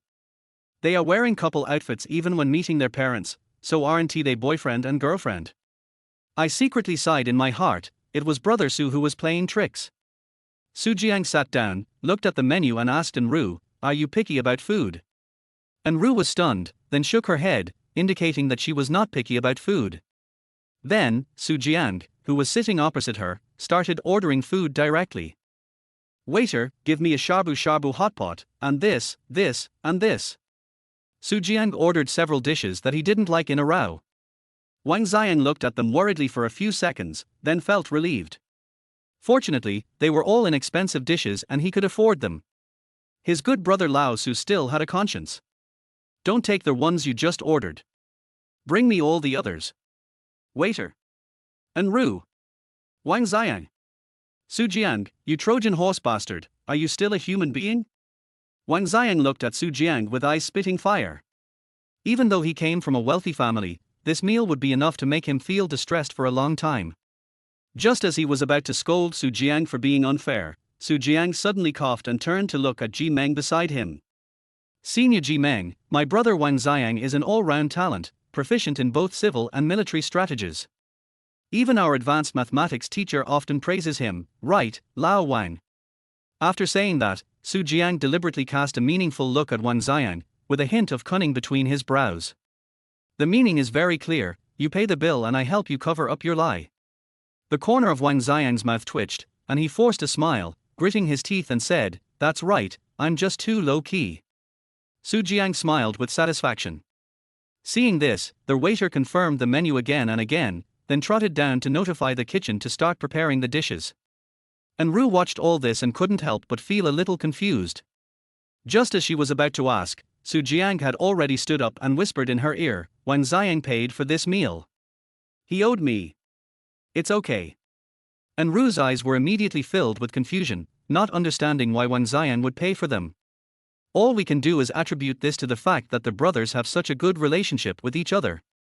Wang Xiang has a really good relationship with you. He can even pay for this for you."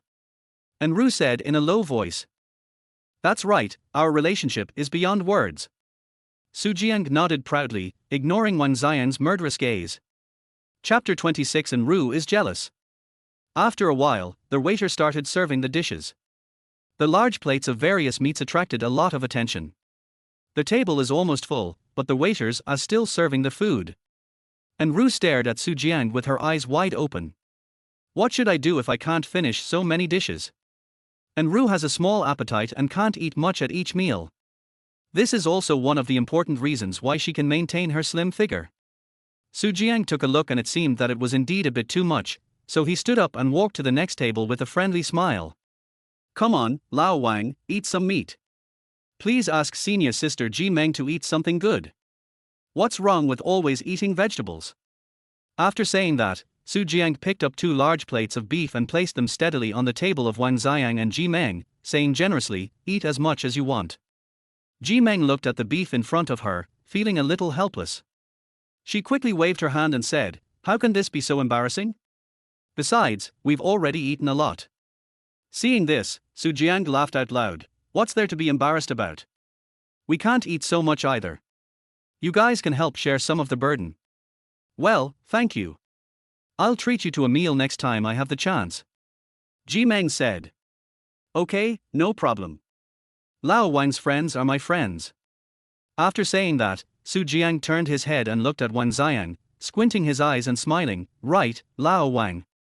Wang Xiang looked as if he had eaten shit, but in this situation, he could only grit his teeth and swallow it, and answered with difficulty, "Yes, Jiang, don't be polite to him, just eat it.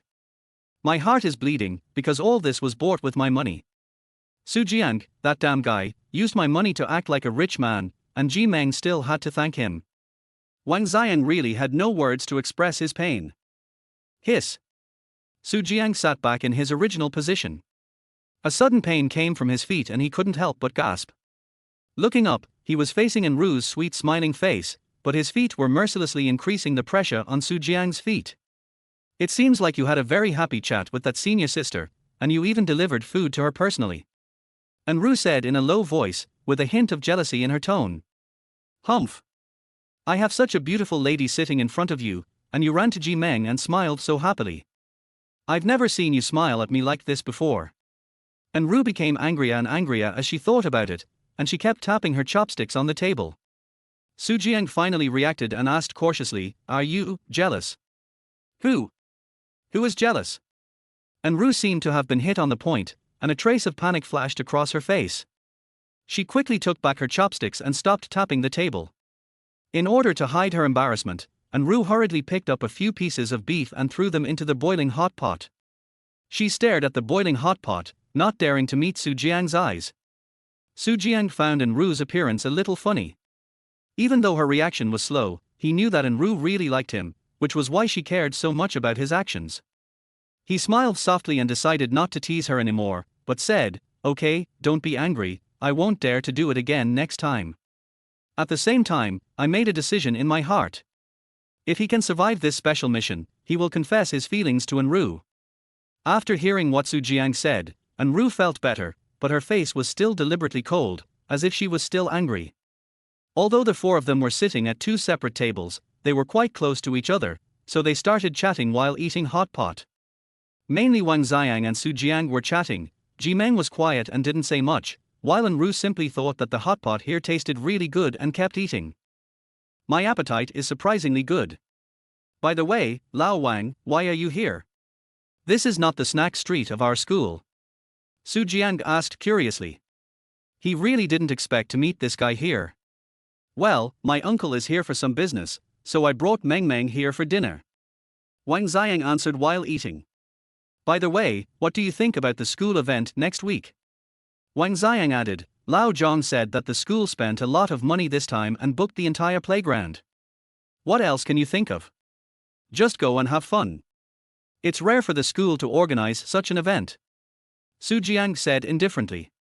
What activity? Jiang asked curiously. Then Wang Xiang explained to her. Wow, your freshman year is so lucky.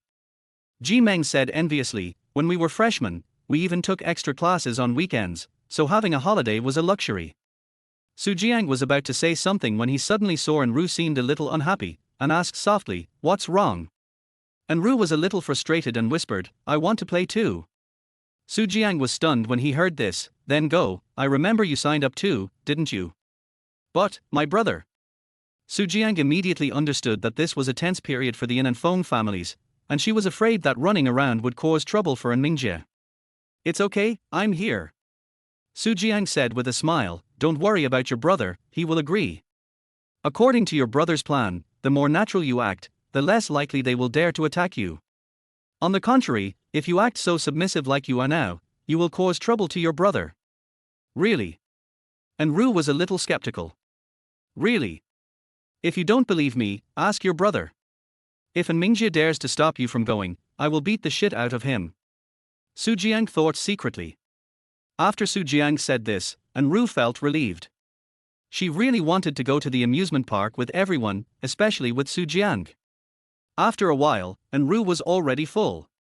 Although she had a good appetite, she really couldn't eat much.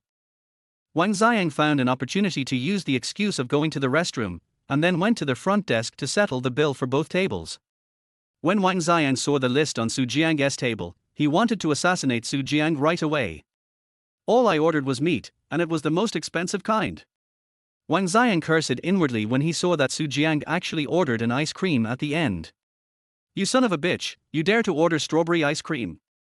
I'll kill you. Little did he know that the ice cream Jiang ordered was for An Rou because An Rou suddenly said she wanted to eat ice cream.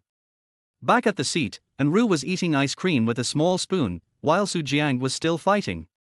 Wang Xiang didn't expect that Jiang could eat so much. Lao Su, we're leaving first. I'll take Meng back. Okay, bye. Wang Xiang took Jiang to say hello to Jiang, while Jiang waved goodbye to An Rou in a friendly manner. In just a short hot pot meal, An Rou and Jiang had become good friends and even added each other's contact information. This would force Wang Xiang to please An Rou in the future, otherwise if An Rou said something bad about him to Jiang, he would be in trouble. For the next period of time, An Rou ate ice cream in small bites, her eyes always on Jiang who was eating. It really looks like a little pig. This thought flashed through her mind, and the corners of her mouth rose a little more. Jiang really ate too much. How did his stomach grow? Moreover, he doesn't gain weight even though he eats so much and his figure is always perfect. An Rou suspects that Jiang is secretly exercising every day. In fact, before obtaining the system, Jiang spent his days eating and sleeping, and used his free time to play games. Now that he has the system and has encountered so many troubles, Jiang doesn't he have much time to play games. Just eat and sleep. Chapter 27, Balloons and Pikachu. After waiting for a long time, Jiang finally finished eating. The two of them packed up and walked out of their hot pot restaurant. Wang Xiang had already paid the bill for them. Where are we going next? Jiang asked. He didn't know what to do next as he had never been alone with a girl before. An Rou tilted her head and thought. She didn't want to go back so early. So the two decided to stroll along the street. Anyway, this place was not far from An's home, so Jiang simply walked along and sent An Rou back. The two walked on the crowded street. An Rou had never been to the night market in Jiangju City before.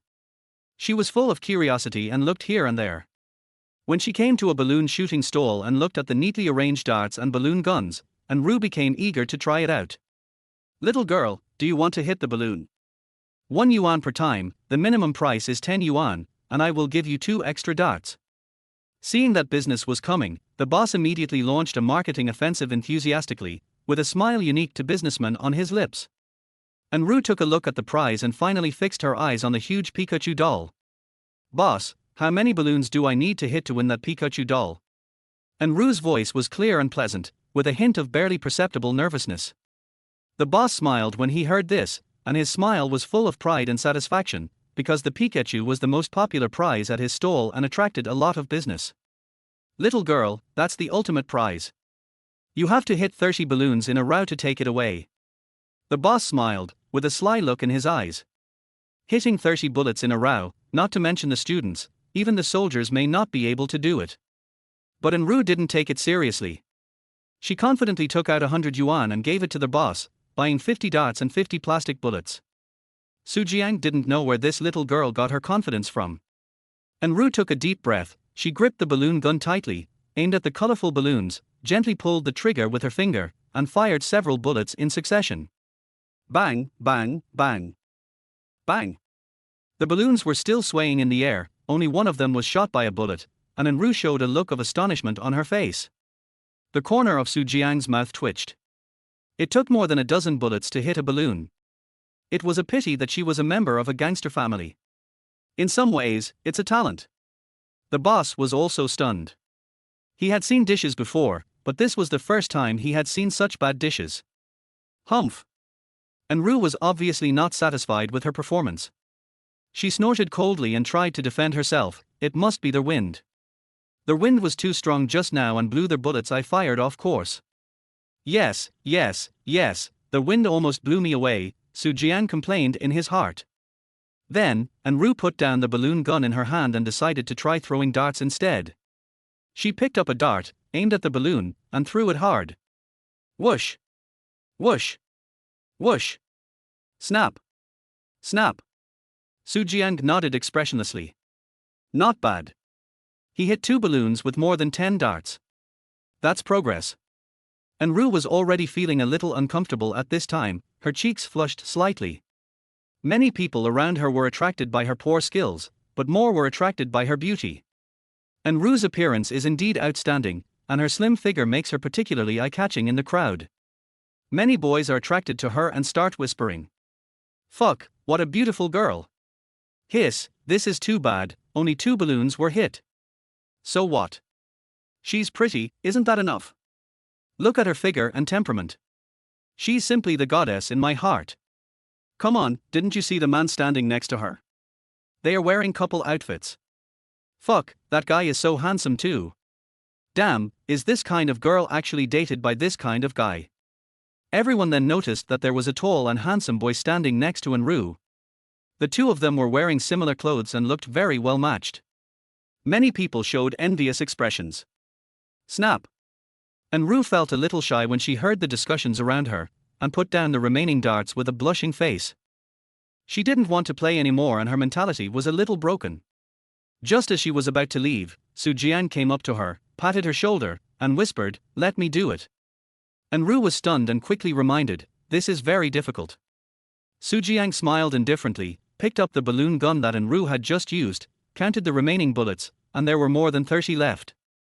"Boss, if we hit you 30 times in a row, we can take that Pikachu away, right?" The boss nodded and said with a smile, "Of course, I will never regret it." After getting confirmation, Jiang turned to look at An Rou, motioning her to stand aside. He then set up the balloon gun, and with a sharp gaze, he aimed carefully at the balloon in the distance. Bang! Jiang was a little surprised that he missed the target, but as he was proficient in firearms, he soon felt that the balloon gun had been tampered with by his boss. No wonder An Rou's hit rate was so outrageous. Jiang glared at his boss. "Oh, this guy isn't that good. I thought he was pretty good just now from the way he looked. These two young lovers are really a perfect match. They like the same thing. Let me go, I'm better than him even with my eyes closed." There were more and more people around, and there were some disgusting people saying some ugly things in the crowd. An Rou was a little angry, but she was too lazy to argue with these people. She walked up and wanted to pull Jiang away. Before she came close, Jiang quickly picked up the gun and pulled the trigger. Bang! Pop! A balloon burst. An Rou was stunned. Before she and the people around her could react, Jiang fired several more shots. Bang! Snap! Bang! Snap! The sounds of gunfire and balloons bursting continued to ring out, like regular rhythmic music. Every time Jiang pulled the trigger, a balloon would burst. The crowd around fell into silence instantly, as if time had frozen at this moment. Even the stall owner widened his eyes, with disbelief flashing in his pupils.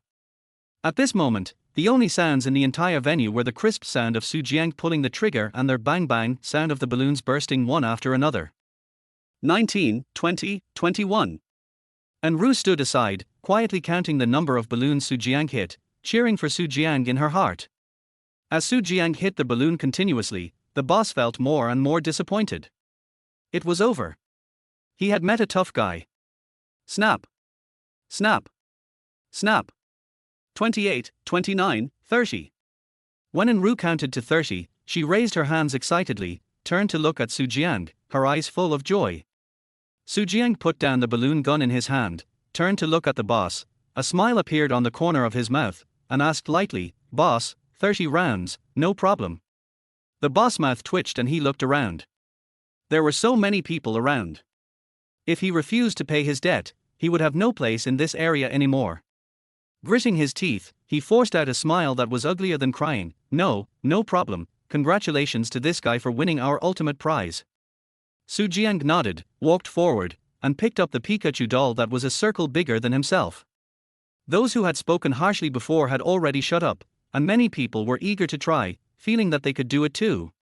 Jiang didn't bother to care about these things. He pulled An Rou, who was very excited, beside him, and quickly left the stall. The two walked to a relatively quiet place not far away. An Rou finally couldn't hold back her inner anticipation. She stretched out her hand to Jiang, her eyes full of desire, and motioned him to hand over the Pikachu doll to her. Jiang did not respond to An Rou's outstretched hand and asked in confusion, "What? Do you want a hug?" When An Rou heard this, the smile on her face froze instantly. She glared at Jiang and kicked him angrily. "Hold your head, my Pikachu. What's your Pikachu? Didn't I win this? But the bullets you used were bought by me. Is that so? Then I'll give you 30 yuan later." An Rou burst into laughter when she heard this. She stretched out her hand to pinch Jiang's ear and said cruelly, "Pikachu or your life, you choose one." "I choose Pikachu." Tap. An Rou stepped on Jiang's foot. "Say it again." "Hiss, I'll hold you first, and then I'll give it to you when we get home." "That's good enough." An Rou was satisfied and released her hands and feet.